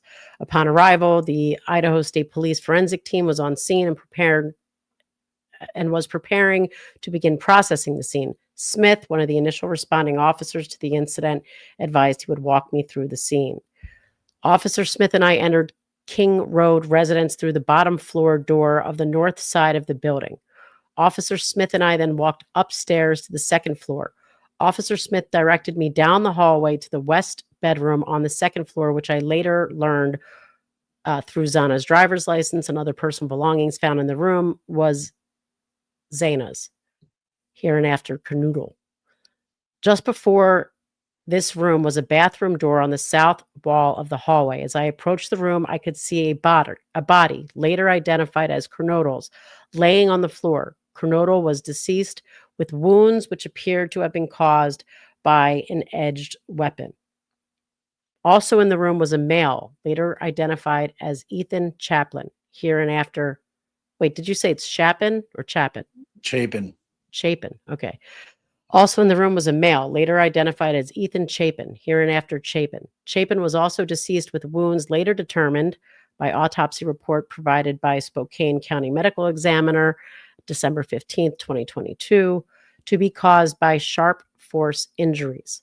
I then followed Officer Smith upstairs to the third floor residence. The third floor consisted of 2 bedrooms and 1 bathroom. The bathroom on the west side of the floor was later determined to be Kaylee Goncalves, hereinafter Goncalves. So it was Kaylee's room. I later learned from review of Officer Nunn's body camera, there was a dog in the room where Moscow police officers initially responded. The dog belonged to Goncalves and her boyfriend, Jack Ducower. Just read the first names, babe. Okay. The dog belonged to Goncalves and her boyfriend, Jack. I found out from my interview with Jack on November 13th, 2022, that he and Goncalves shared the dog. Am I saying that right? Goncalves? Just say their first names, babe. That's Kaylee. I know. Not really. All right, you're close. It's okay. It's then close. I'm starting over. The third bedroom consisted of, okay. I then followed Officer Smith upstairs to the third bedroom of the residence. The third floor consisted of 2 bedrooms and 1 bathroom. The bedroom on the west side of the floor was later determined to be Kaylee's, hereinafter Kaylee's room. I later learned from review of Officer Nunn's body camera, there was a dog in the room where Moscow police officers initially responded. The dog belonged to Kaylee and her ex-boyfriend, Jack. I found from my interview with Jack on November 13th, 2022, that he and Kaylee shared the dog. Officer Smith then pointed out a small bathroom on the east side of the third floor. This bathroom shared a wall with Madison, hereinafter Madison, bedroom, which was situated on the southeast corner of the third floor. As I entered this bedroom, I could see 2 females in the single bed in the room. Both Kaylee and Madison were deceased with visible stab wounds. I also later noticed what appeared to be a tan leather knife sheath laying on the bed next to Madison's right side when viewed from the door. The sheath was later processed and had K-bar USMC and the United States Marine Corps Eagle Globe and anchor insignia stamped on the outside of it. The Idaho State Lab later located a single source of male DNA, suspect profile left on the button snap of the knife sheath. As part of the investigation, numerous interviews were conducted by Moscow Police Department, Idaho State Police, and the FBI. 2 of the interviews included BF and DM. Both BF and DM were inside the King Road residence at the time of the homicides and were roommates of the victims. BF's bedroom was located on the east side of the first floor of the King Road residence.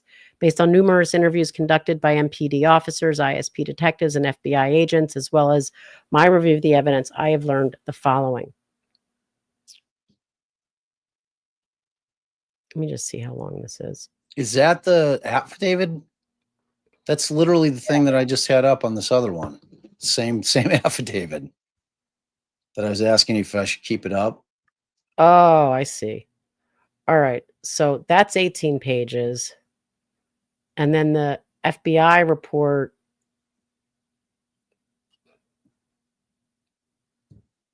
I mean, to me, the car stuff is hot garbage anyway.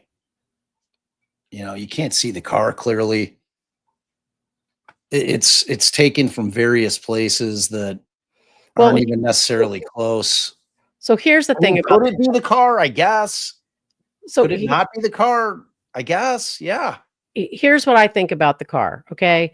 You're talking about between 3 and 4 a.m.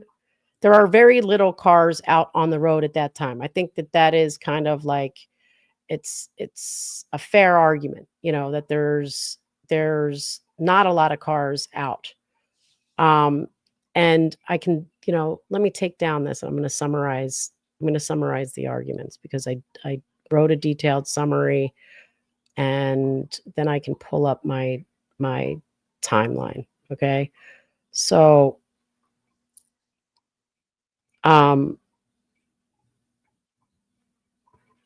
so the state of Idaho responds to Kohberger's motion limine 12, which seeks to exclude the testimony regarding the make and model of the suspect vehicle, a white sedan identified as sharing characteristics with a 5th generation Hyundai Elantra 2014 to 2016. The state argues that their expert, FBI forensic examiner, should be allowed to testify about the vehicle's identification based on surveillance footage. So on November 13th, 2022, at between 3:26 a.m. and 4:20 a.m., the vehicle entering the crime scene area at 4:04 and leaving at 4:20. And the FBI analysis identified the vehicle as consistent with, ultimately it ends with 2014 to 2016 based on class characteristics like body style, window configurement, headlights. And we're going to get into how that kind of all started.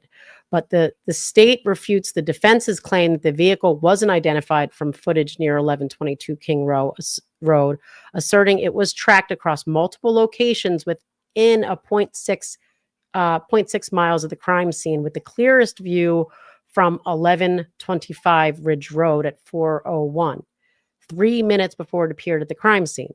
Now, this 3 minutes is an issue. It should have taken, if he's going the speed limit, which I think is, 25 miles an hour, about a minute. He would have to have been traveling 6 to 8 miles an hour for it to take 3 minutes to get there. But that doesn't mean he didn't pull over. He didn't stop. He wasn't, gearing himself up for it. He wasn't gathering his stuff together, something like that. But there is no, continuous footage. And the state argues that the gaps in surveillance coverage don't really impact the evidence because the logical inference from the timestamps, the direction, and traffic flow support it being the same vehicle. So this all comes to whether, this evidence is probative and if it's outweighed by unfair prejudice. The state wants the testimony admitted, saying it does link it to Kohberger's car. So the state doesn't talk about how many vehicles might be in the area around that time. And, there's definitely no definitive match. It's all by inference. So the state asserts that the vehicle at 1125 Ridge Road at 4:01 is the same one that was at 1112 King Road at 4:04, based on 3-minute travel time and the logical inference. Again, there's no continuous footage. And, in my opinion, what is the chances that there were other white sedans traveling this very area at 4:00 in the morning? I don't know. Somebody tell me. So, is there like 10 other vehicles that look like this, and might they have been traveling at 4 a.m.? Give me something there, But the FBI examiner initially identified the vehicle as, between 2011 and 2013, then later went up to 2011 to 2016, finally landing on 2014 to 2016. So this does suggest uncertainty, subjectivity in the analysis, and given the initial footage lacked a lot of, lacked sufficient detail, and the inconsistent year range could, undermine that credibility, and it does, question whether this is a very subjective opinion of this expert. That was a big vape hit. The state emphasizes the low traffic in Moscow between 3 and 4 a.m. to suggest the white sedan is likely the same across sightings, but they provide no detail on actual traffic volume, the prevalence of white sedans, and the state doesn't either. This expert's analysis is, again, while detailed, it is based on subjective interpretation of the video stills and class characteristics, and the state doesn't address whether he was, what kind of context he had at the time to avoid confirmation bias. And there was some implication that there was at least some reference to Kohberger's car in evidence beforehand, but it wasn't like something that this expert would have known, or that they had put together as of the time he kind of put this out. But so the vehicle makes multiple passes by the crime scene between 3:30 to 4:04 a.m. Allegedly. At least that's what they say, which the state is trying to argue, shows intent, but, could it be somebody lost? Could be someone lost, or someone scouting, or someone uninvolved. They don't really explain that. So now Payne's affidavit notes that Kohberger's phone was off or out of coverage from 2:47 to 4:48 a.m. They claim aligning with the crime with the window of the crime scene, 4 to 4:20, and was near the crime scene at 9:12 and 9:21 later that day. But they don't have the, we know that there were some issues about where the vehicle was really moving, and was it actually turning where they said it was turning? Did it continue on? Stuff like that. So again, they relied on broad class characteristics. There are gaps in the footage, but at the end of the day, I don't know. What do you think, Bob? What's the likelihood that there's another white sedan on the road in this short period of time? Oh, sorry, I was waking Scarlett up. She was dead asleep. I'm not muted. Our daughter was crashed. We've got to leave for practice. I mean, Slim, there's 22,000 in the area. Like between Washington State and Idaho, there's a lot of Elantras. It's a pretty common car. Like I said, to me, this isn't the evidence for me. I think that for their purposes, the state, they want to try to be able to build a timeline and put him in the area. I think that Ann Taylor is going to be able to attack it pretty well. It's like I see, like, what's his face, Gray Hughes, like photoshopping an Elantra over. See, it's the exact same car. You can't see shit, dude. Like, grainy videos taken at 4 a.m. from a distance are not it for me. I mean, clearly he was out and about, admittedly. I mean, is he a stargazer? Maybe.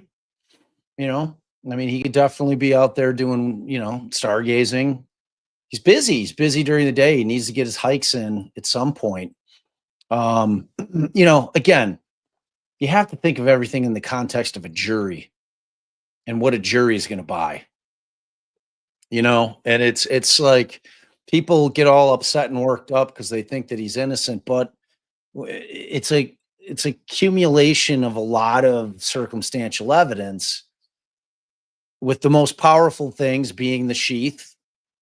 Like it or not, the sheath is an incredibly powerful piece of evidence, as is, if they have evidence of the actual purchase, it's a big problem for Bryan Kohberger. So what I'm going to bring up is the timeline that you can get from all of everything that's alleged just in the motion for just in the motion dealing with the vehicle. And I'm going to put that up and we can go over it.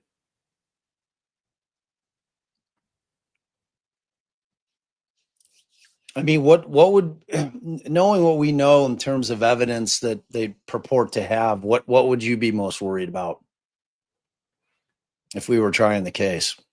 Well, I would be worried about the DNA and the like we were worried about in Garcia. And that was an absolute shit profile, but we still understood that in the context of their narrative, it was incredibly damaging. That's why we tried to sever those charges. That burglary charge had no business being tried with the rest of the homicides. It was ridiculous. Here they appear to have much stronger DNA. To give you guys a frame of reference, like, they had little to nothing against Anthony Garcia. They didn't find anything at the crime scenes that had Anthony Garcia's DNA on it. Like, so where we're coming from is a place of experience in terms of defending a guy that we fought to the death, like very similar to what Ann Taylor is doing, trying to keep everything out. They had searches. They found on his devices searches for the Brumbach's house, the day of. That's bad evidence, and we did everything we could to try to fight it, like all kinds of stuff. We did all kinds of things. We had all kinds of tricks up our sleeve. And ultimately, You know, and again, in there, that was four homicides on, you know, two separate double homicides 5 years apart, and they put them together. They were able to try them all together, which we didn't think should have taken place either. So it's like my frame of reference when I'm looking at a case from this is coming from experience in terms of what I know is going to be powerful evidence, unless it's really, really convincingly rebutted at trial. And I'm hard fought, and get, like, make no bones about it. Bryan Kohberger is innocent as he sits here right now. As he sits he's an innocent man. He's not guilty until they prove that he is. However, in terms of kind of like giving an honest evaluation, he's in deep shit.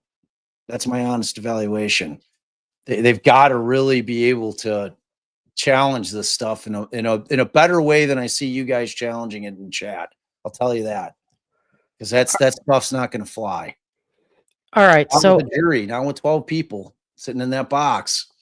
So the timeline of facts that comes out from the motion dealing with the white Honda altogether, because they've got all those other facts that I started to read you, that really long affidavit. So you've got prior to November 12th, you've got June 23rd, 2023, Kohberger opens an AT&T account for the phone number ending in 8485.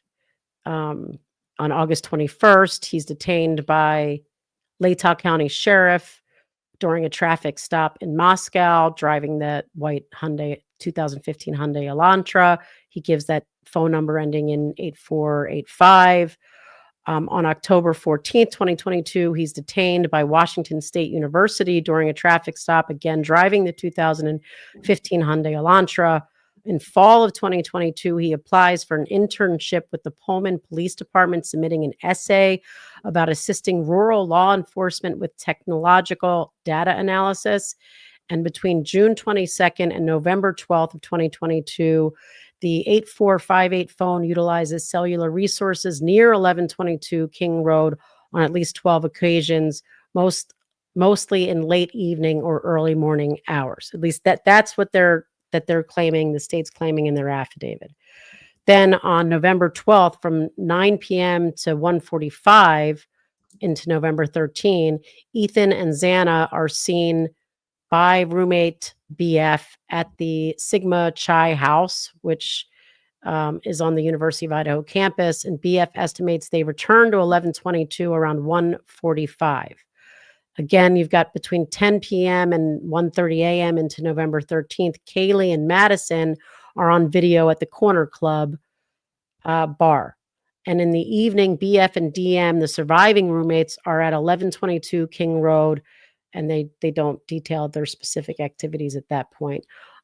So November 13th at 1:30 a.m., Kaylee and Madison are seen on video at the Grub Truck food vendor, and that's streamed via Twitch. At 1:56, Eric Growler, a private party, provides a ride to Kaylee and Madison from the Grub Truck home. At 2 a.m., BF and DM state that all occupants of 1122 King Road, Ethan, Xana, Madison, and Kaylee, are all home and either asleep in their rooms by approximately 4 a.m., except Kaylee, who's got DoorDash activity. At 2:42 a.m., Kohberger's phone utilizes a cellular resource near his residence.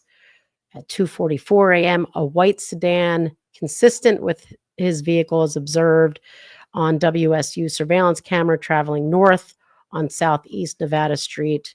At 2:47, his phone is using resources southeast of where he lives, consistent with travel through Pullman. He then stops reporting until 4:48 a.m., they claim, suggesting it was turned off or in airplane mode or out of coverage. At 2:53 a.m., a white sedan is observed traveling southeast on Nevada Street in Pullman towards SR 270 at 3:26. The white sedan is observed traveling westbound on the 700 block of Indian Hills Drive at 3:28. It's observed westbound on Snyder Avenue in Idaho State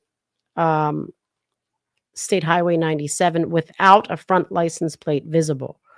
At 3:28, it's All right, capped. babe, pause. I'm sorry. I got to go. Do you want to keep going for a bit?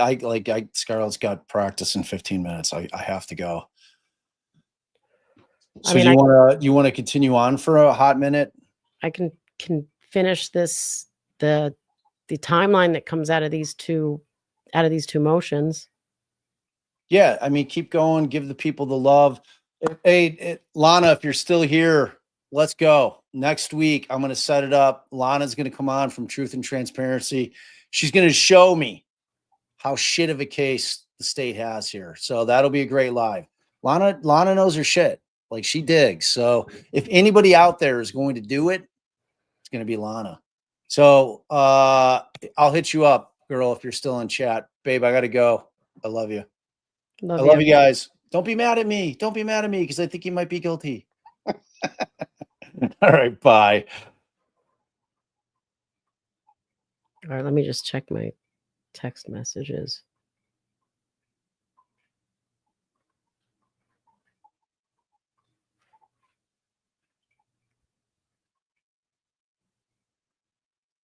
Oh, wow. Okay, so Sleuthy gave me even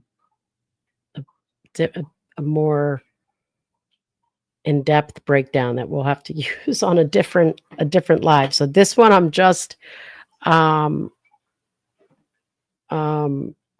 do what came out of these two motions.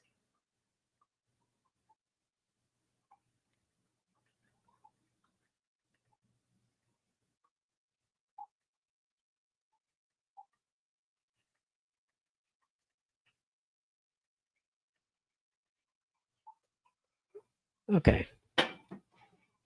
I'm not going to be seeing you guys, so someone will have to text me if there's some kind of comment or something, because I'm reading this from the other screen.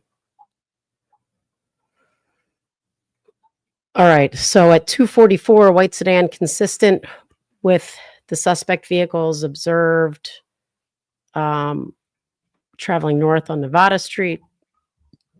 I might have gotten that already. I think I was down here at 3:29 a.m. is a vehicle, suspect vehicles captured. Oh, all right. So at 3:28, a suspect vehicle is captured at 1311 South Main Street, 0.6 miles from 1122 King Road. A suspect at 3:29, the suspect vehicle is captured at 1125 Ridge Road, 0.4 miles from 1122 King Road, and 1320 Linda Lane, 0.2 miles from 1122 King Road. At 3:30, the suspect vehicle makes its first pass by 1122 King Road, captured on 1112 King Road surveillance. At 3:33, the vehicle makes its second pass by 1122 King Road. At 3:35, the vehicle is captured at 451 Paradise Drive, 6.6 miles from 1122 King Road. At 3:38, the suspect vehicle makes its third pass by 1122 King Road. At 3:39, a suspect vehicle is captured at 1330 Linda Lane, 0.3 of a mile from 1122 King Road. At 3:30, oh, I said that. At 3:40, the suspect vehicle makes an additional pass by 1122 King Road. 3:48, the suspect vehicle is captured again at 451 Paradise Drive, 0.6 of a mile from 1122 King Road. At 3:56, the suspect vehicle is captured again at 1330. I was trying to say at Linda Lane again, and I thought, okay, right, which is 0.3 of a miles from 1122 King Road, and makes another pass by 1122 King Road. At 3:58, the vehicle makes another pass by 1122 King Road. At 4 a.m., DM is awoken by noises, possibly Kaylee playing with her dog. Oh, no, I'm sorry. Possibly, yeah, Kaylee playing with her dog. Xana, hold on a second.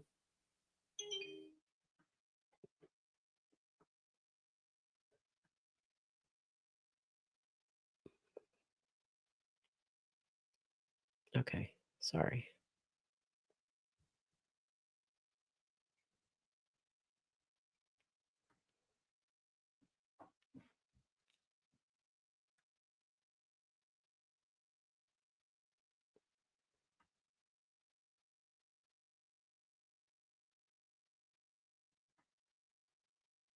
Okay, so DM is at 4 a.m. DM is awoken by noises, possibly Kaylee playing with the dog.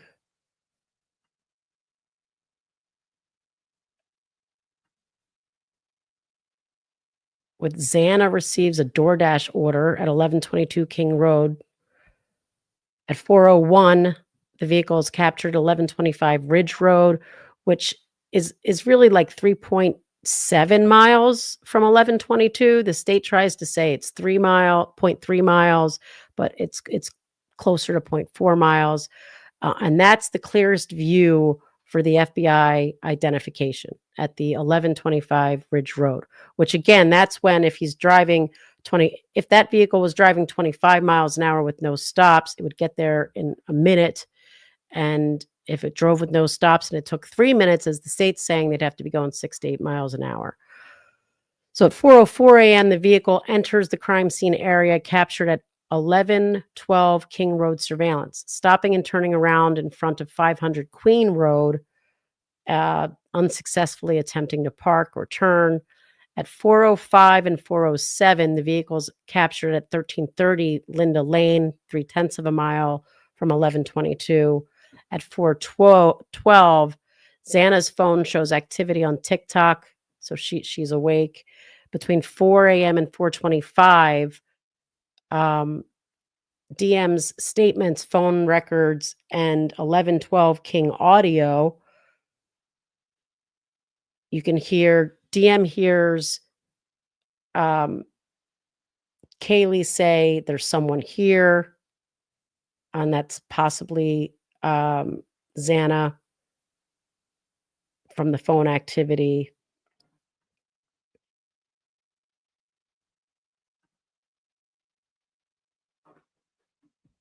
DM hears crying from Xana's room and a male voice saying, "It's okay, I'm going to help you." And DM sees the masked man, 5'10" or taller, athletic, bushy eyebrows, walking towards the back sliding door and then locks herself in the room. At 4:17 a.m., 1112 King Road security camera records distorted audio voices of a whimper, a loud thud, and a dog barking, according to the state's affidavit.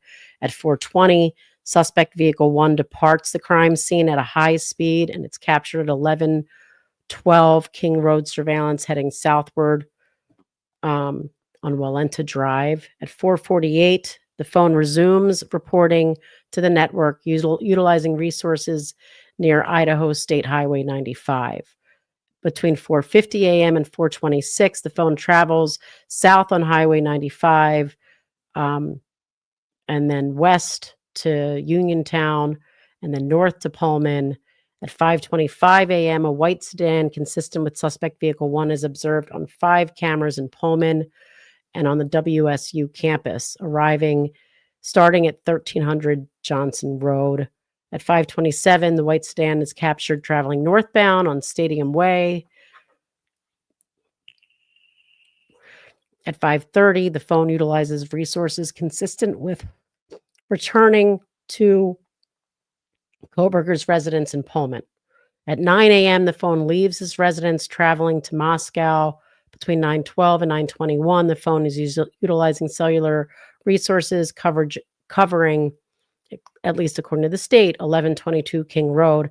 At 9:32, the phone returns to the area of Kohberger's residence. At 4 p.m., Moscow Police Department Sergeant Blaker and Corporal Brett Payne respond to 1122 King Road to assist with scene security and processing. The Moscow Police Department Officer Smith walks Payne through the crime scene, identifying the bodies, and Iowa State Police forensic team is present. In the afternoon and the evening, Payne interviews Jack, Kaylee's boyfriend, and that's, again, who owns the dog that was found in Kaylee's room. November 14th, 2022,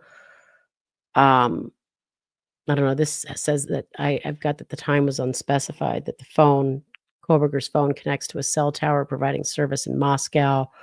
Oh, that's where they said that they didn't believe he was actually in Moscow. So now sometimes the phone connects to a tower that it's not really at or near. So that to me is very strange. On November 18th, he registers 2015 vehicle in Washington, where it was previously in Pennsylvania.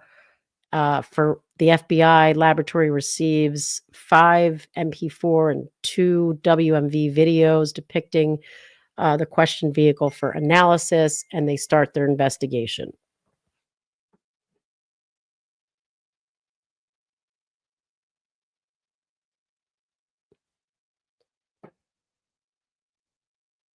On November 21st, they receive video files from the balcony video allegedly depicting the questioned vehicle. On November 23rd, 2022, they get multiple images depicting the questioned vehicle.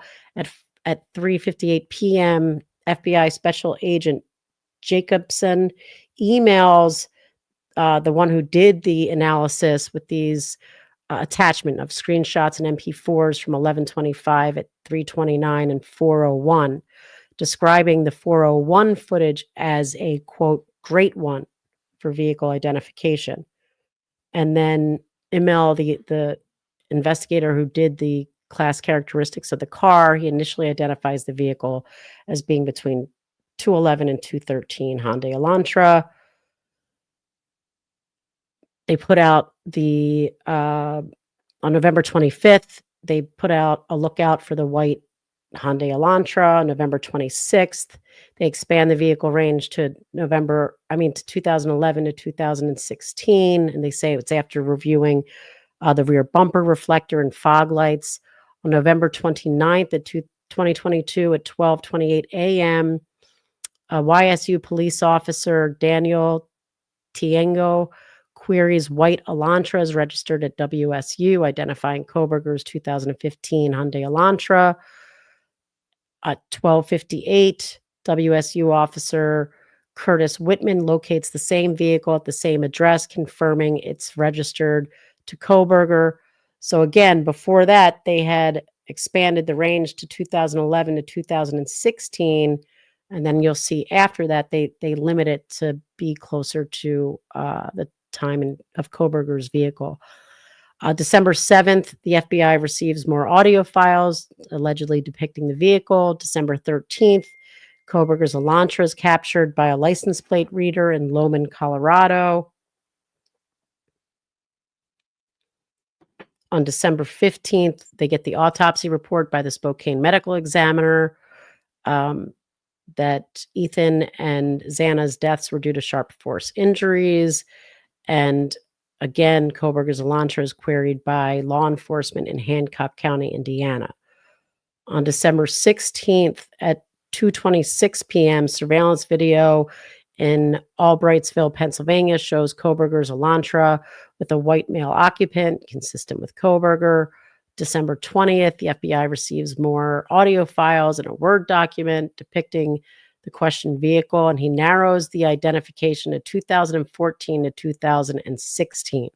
So this is, I think it was like a month after they identified Kohberger's vehicle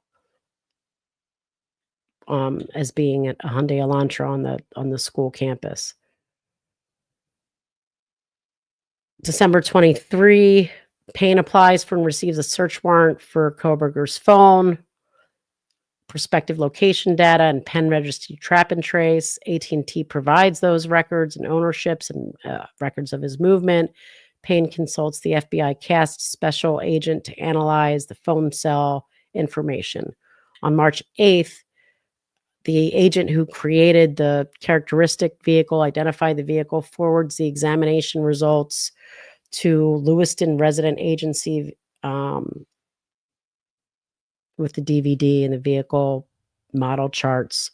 March 21st, he completes his examination and submits it to the media. February 24th, 2025, they file a motion in limine to exclude it. I don't think that we need this, but on March 17th at 5:20, Latah County prosecuting attorneys file the state's response. All right.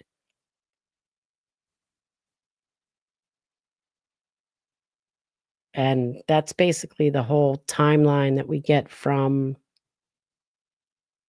that document. Oh, we should take Bob off, but so at the end of the day, what I see here with the car is that, yeah, there's some issues, but it's 4:00 in the morning. How many other white sedans are driving through the subdivision? Or, the streets right around where the house is. So I think that this is, it leans stronger towards the prosecution just based on inference, like, yeah, you don't see it the whole time, but it's, it's observed, close in time. But again, it could depend on if there is, a bunch of other white sedans and they're always driving around in the early morning hours. So that could definitely change this. All right, let's start talking about some of this.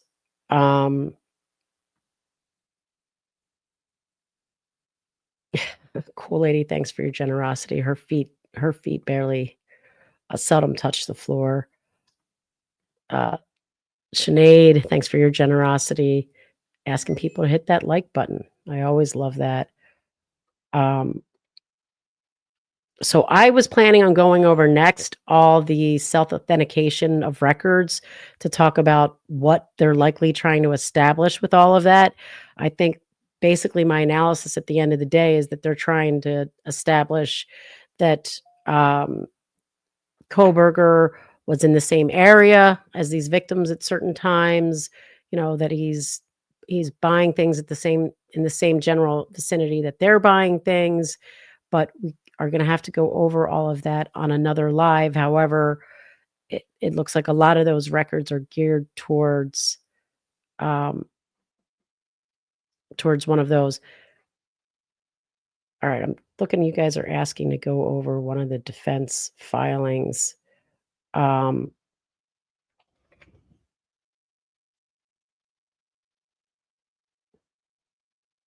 messages, Allie. Oh, the text messages and I mean, that's a really long one. Okay, no. All right, somebody tell me something definitive. Mandy, is what everyone's saying is they want to hear a defense filing? I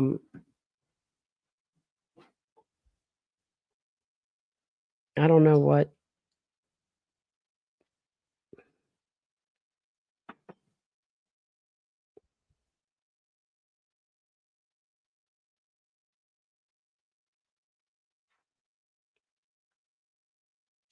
All right, I'm going to start going through these questions until.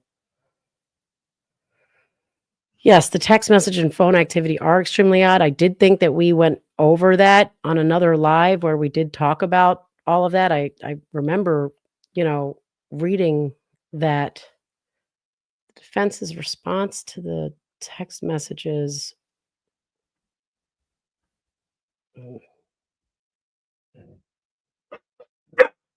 Nook.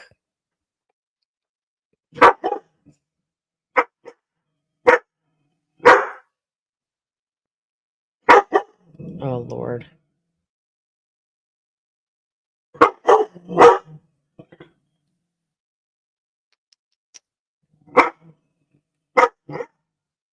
I got a barking crazy dog right now. All right, I'll be right back, guys.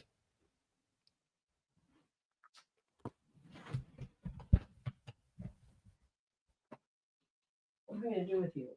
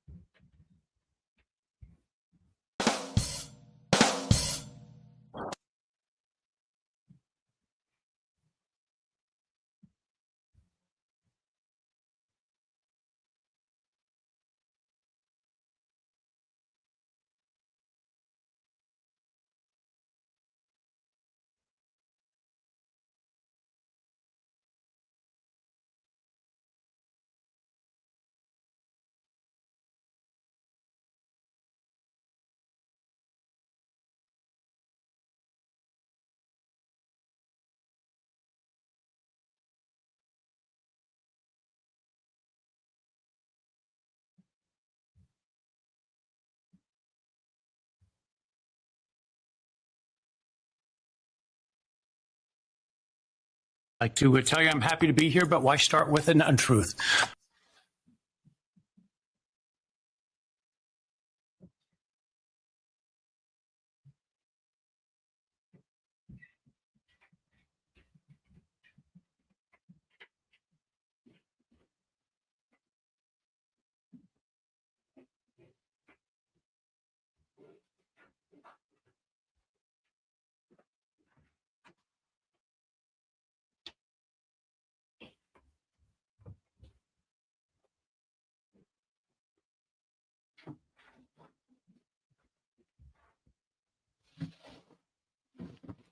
On this chair. All right.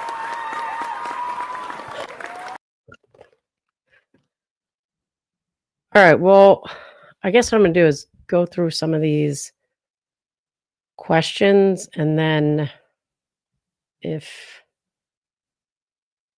All right, let me just look at the...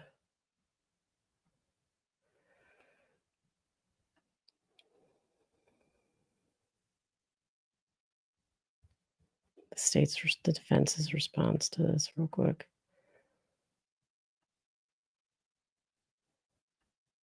All right.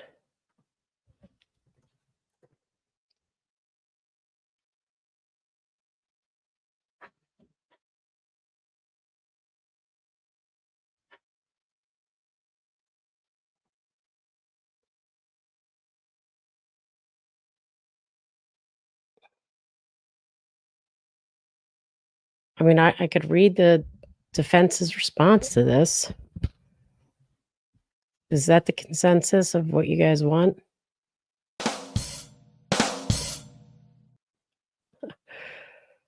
Mandy. All right, wait, let me come back to you guys. Say it! Say it! Say it!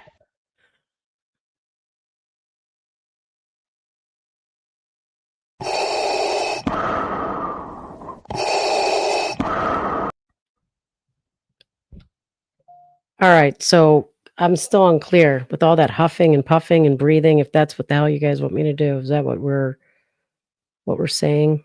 That I'm going to read that response right now?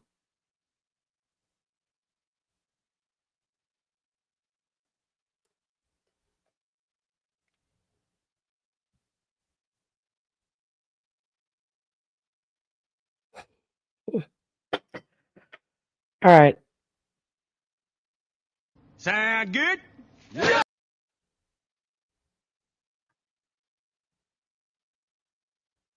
All right, I'll just read it because I can't figure out what you guys want.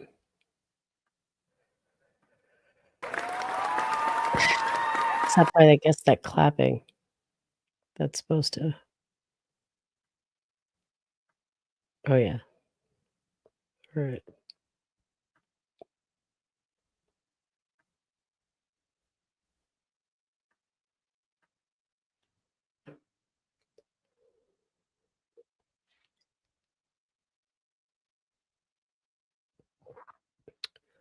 Defendant's objection to state's motion in limine. All right. Now that we've lost like half the people in here, they're like, what is going on in here? All right.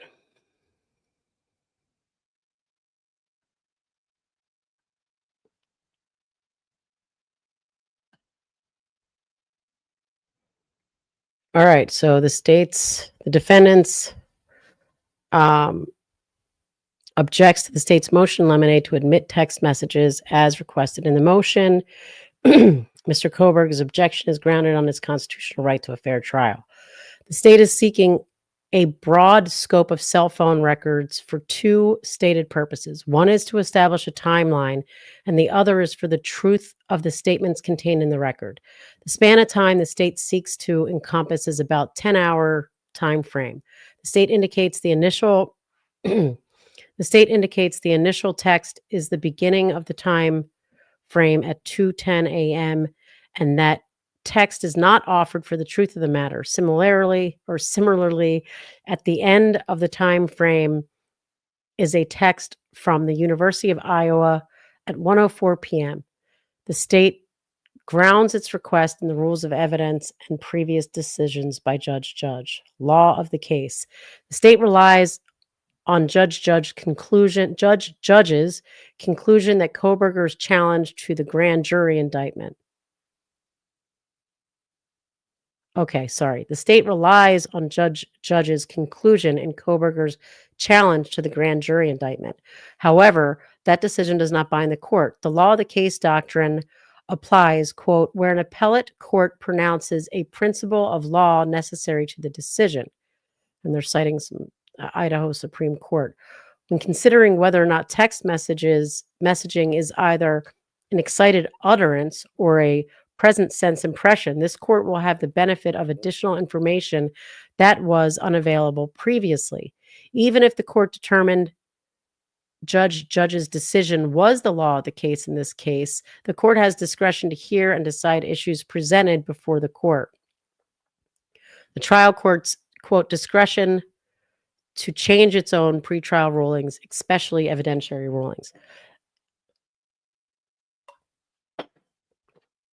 So just to touch on the law of the case, I know that they quoted a reference to the law of the case doctrine as it applies in an appellate court. It also applies in state courts, in the lower courts. It's, a previous decision that a judge made stays the law of the case. And however, the argument here is that this judge has got more information than Judge had.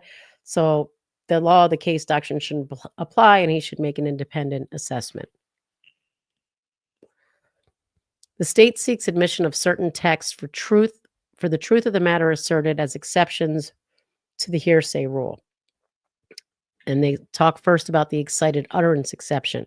Excited utterance has two requirements. One, the occurrence or the event sufficiently startling to render inoperative the normal reflective thought process of an observer. And two, the statement of the declarant must have been a spontaneous reaction to the occurrence or event, not the result of reflective thought.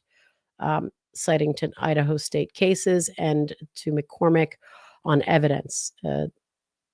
We consider the totality of the circumstances, including, quote, the amount of time that elapsed between the startling event and the statement, the nature of the condition or event, the age and condition of the declarant, the presence or absence of self-interest, and whether the statement was volunteered or made in response to a question, citing an Idaho 1990 appellate case.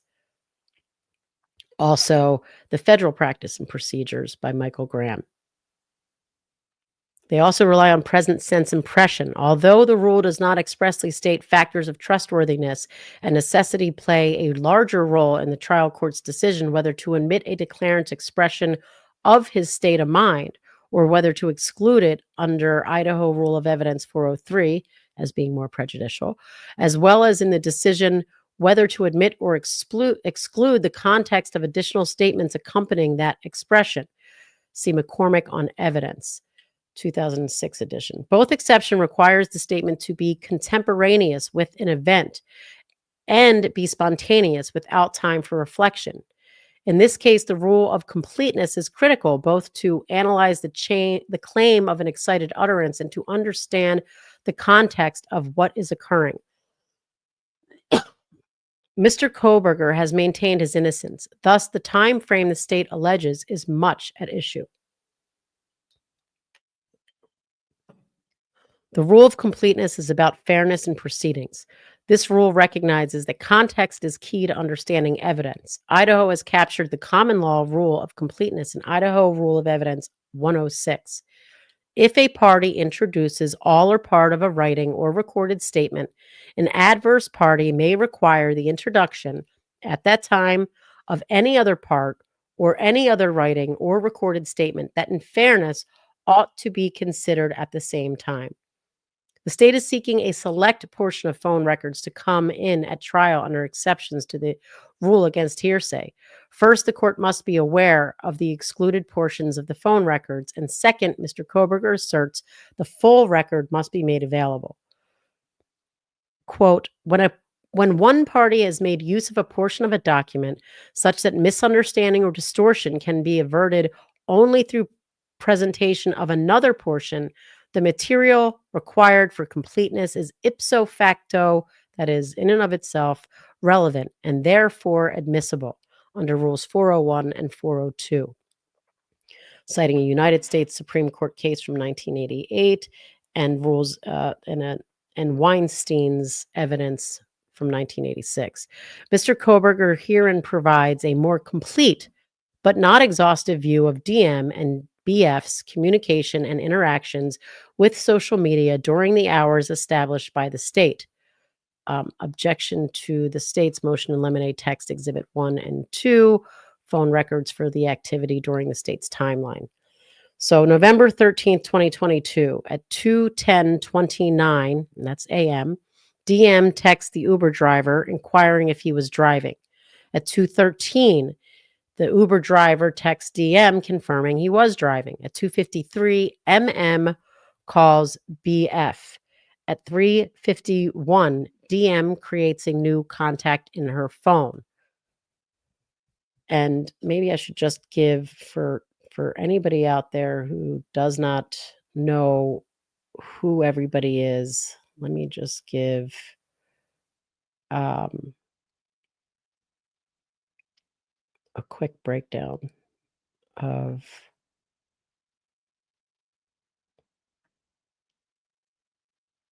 let's see. All right. So DM is, the surviving roommate. BF, also a surviving roommate. MM is Madison. I'll use the victims' first names. HJ is the witness that discovered Xana's body and is instructing others to call 911. EA is a friend present during the 911 call. JM is a witness involved in a later text exchange and calls with BF and DM. BM is DM's father. And then you've got, so that's pretty much everybody.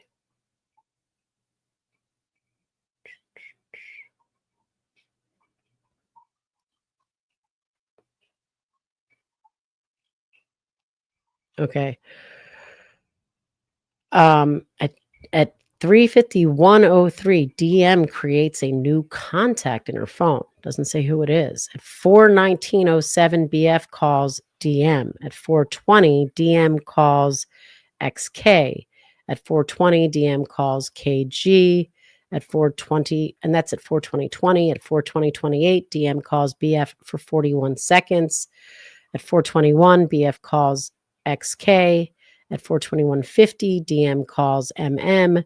At 4:22, BF calls MM. At 4:22, BF calls EC. 4:22:08, DM to BF. No one is answering. 4:22:11, DM to BF. I'm really confused right now. 4:22:42, DM to KG. Kaylee. 4:22:43, DM to KG. What's going on? 4:23, BF outgoing message on Snapchat. 4:23:15, BF to DM. Yeah, dude, WTF. At 4:23:28, BF to DM. Xana was wearing all black. 4:23:33, DM to BF. I'm freaking out right now. 4:23:42, DM to BF. No, it's like a ski mask almost. 4:23:48, BF to DM. Shut the F up. Or STFU. At 4:23:51, DF to DM. Actually, at 4:23:52, DM to BF, like he had something over his head and mouth, over his head and little and mouth. DM to BF. Bethany, I'm not kidding. I'm so freaked out. BF to, and that was 4:24, sorry. At 4:24:07, BF to DM, so am I. 4:24:11, DM to BF, phone is going to die. Fuck. 4:24:14, BR to DM, come to my room. 4:24:22, DF to DM, run. 424:27 DF to DM down here. 424:39 DM calls EC. 424:58 DM calls BF at 425:16. BF calls DM. 427:11 DM outgoing call. 427:30 DM outgoing message on Snapchat.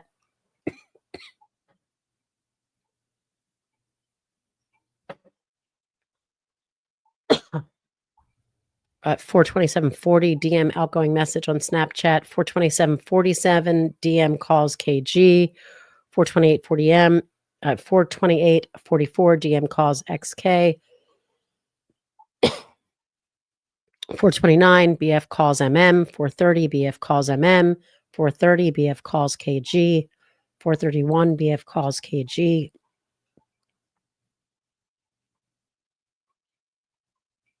I don't know what's going on.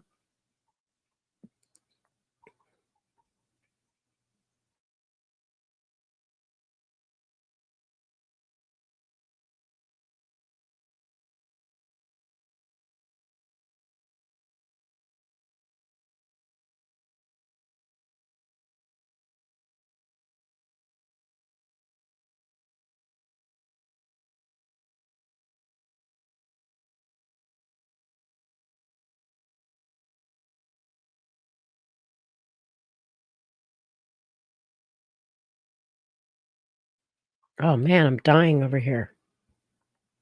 I don't know why I keep coughing.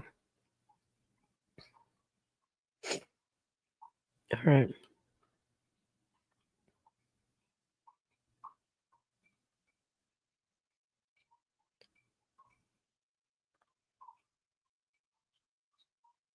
Where the hell am I?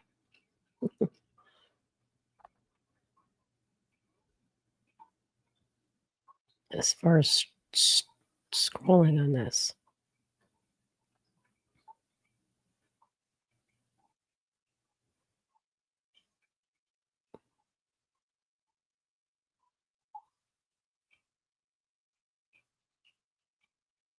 It's so weird is that I'm in here. I'm going to stop sharing this and switch over because I can't find. Okay.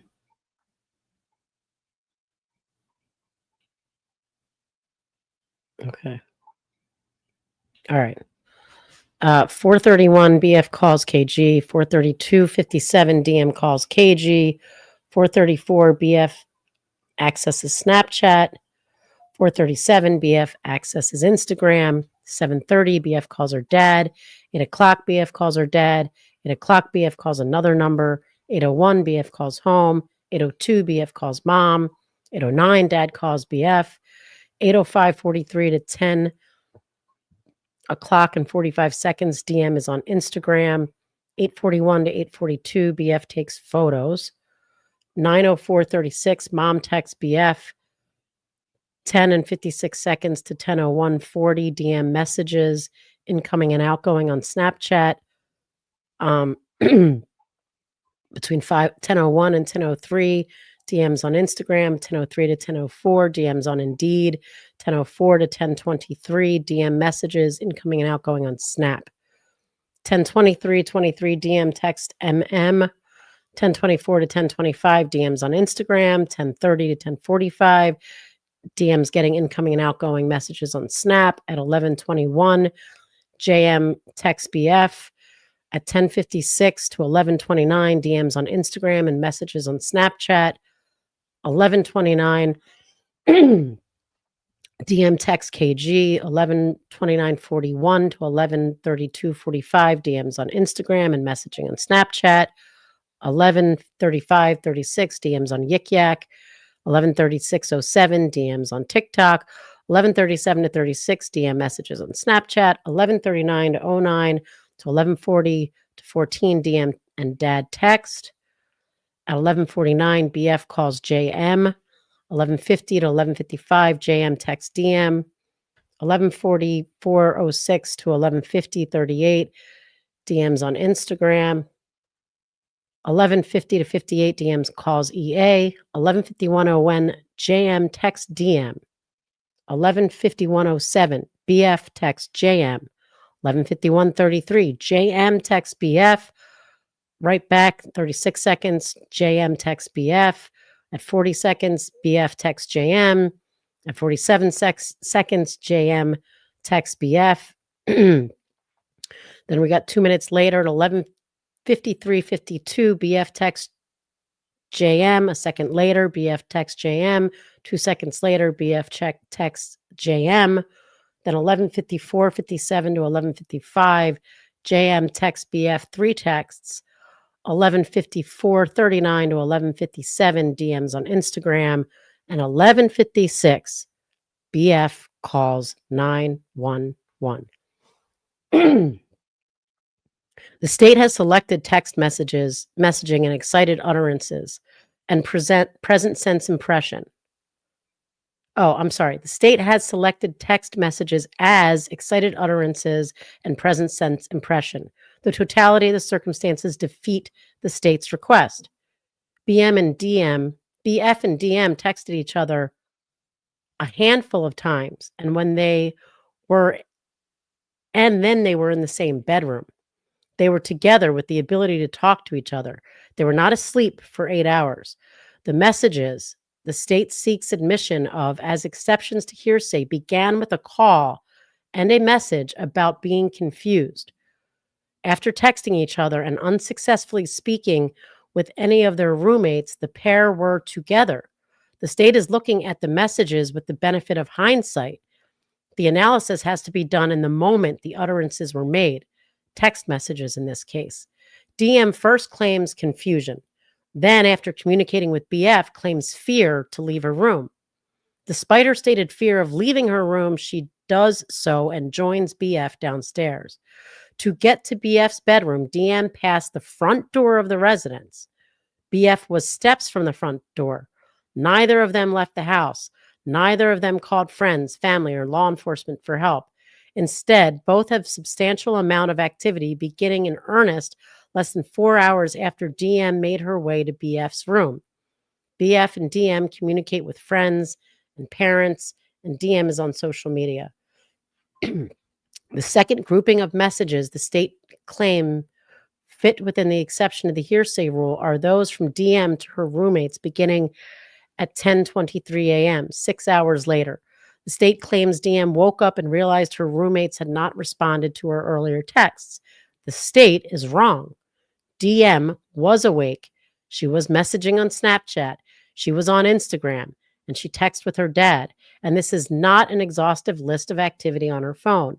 She was with BF, who was also communicating with her parents and then later friends. Mr. Kohberger urges the court to view the state's request with consideration of the complete picture. The state has asked the court to look at the timeline, and Mr. Kohberger urges the court to look at everything that occurred during that timeline. The state's motion should be denied.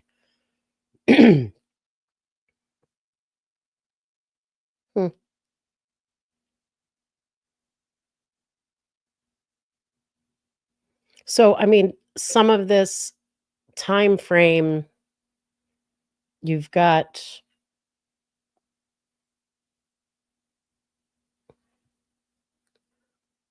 about 3 hours of sleep from 4:37, although she says this is not all the activity till 7:30. You know, at the end of the day, I don't know that this is really going to change the analysis here that they're talking about, as far as it wasn't a present sense impression or an excited utterance. But I also think the court's likely going to allow a lot of, all of these in under the completeness doctrine. So we'll just have to see how that plays out. I take it from this that, why don't you guys let me know? Law enforcement is lying, making the girls look bad. And that's really unfortunate. So flesh that out for me. How are they trying to make the girls look bad through that?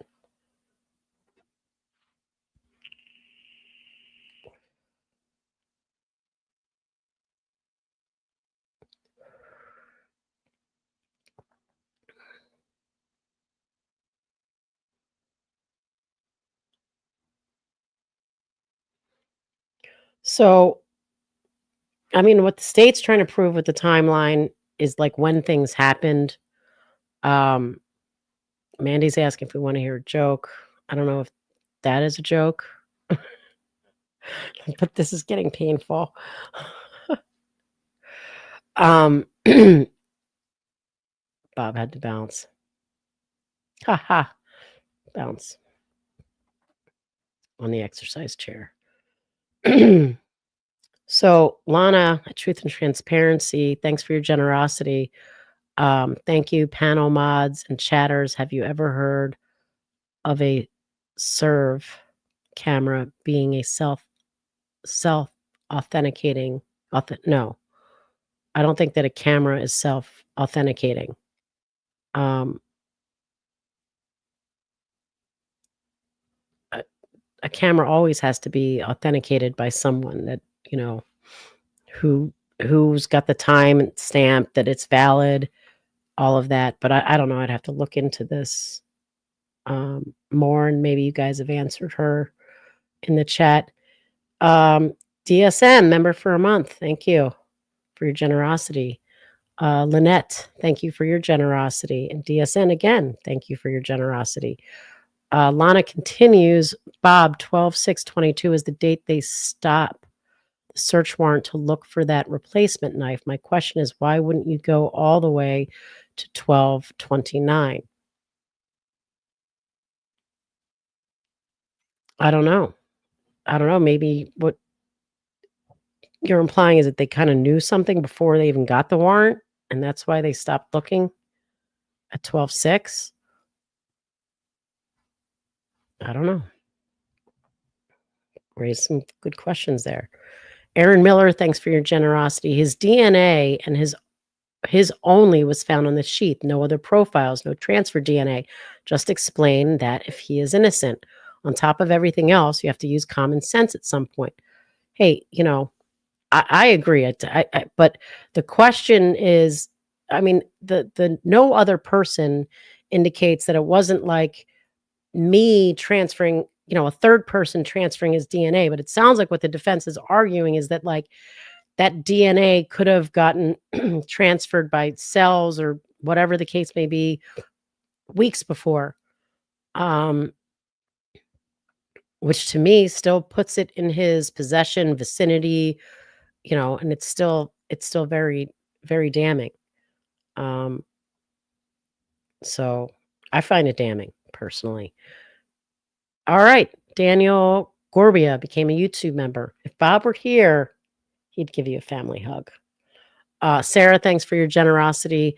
I can't help but think if the sheath had not been left at the scene, they may not have ever had a suspect. Well, that's for sure. That's for sure. I mean, they would have had someone in a car. That's about it, but no sheath, no suspect.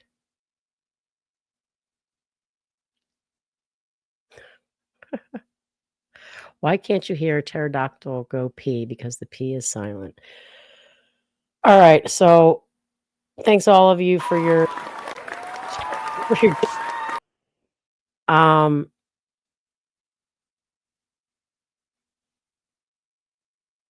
and sorry guys, and we'll have to revisit this. Obviously, we're not done. There's a lot more stuff out there, and a lot more filings that we have to go over.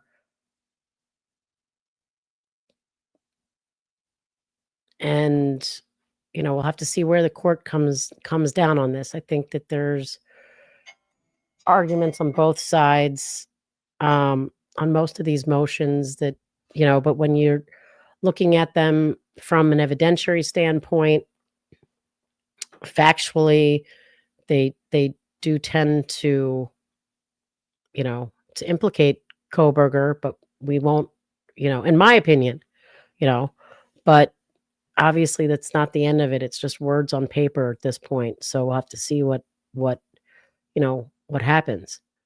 So, all right, guys, thank you all. Thank you, mods. Thanks all of you for your generosity, and we will see you next time. All right. Peace.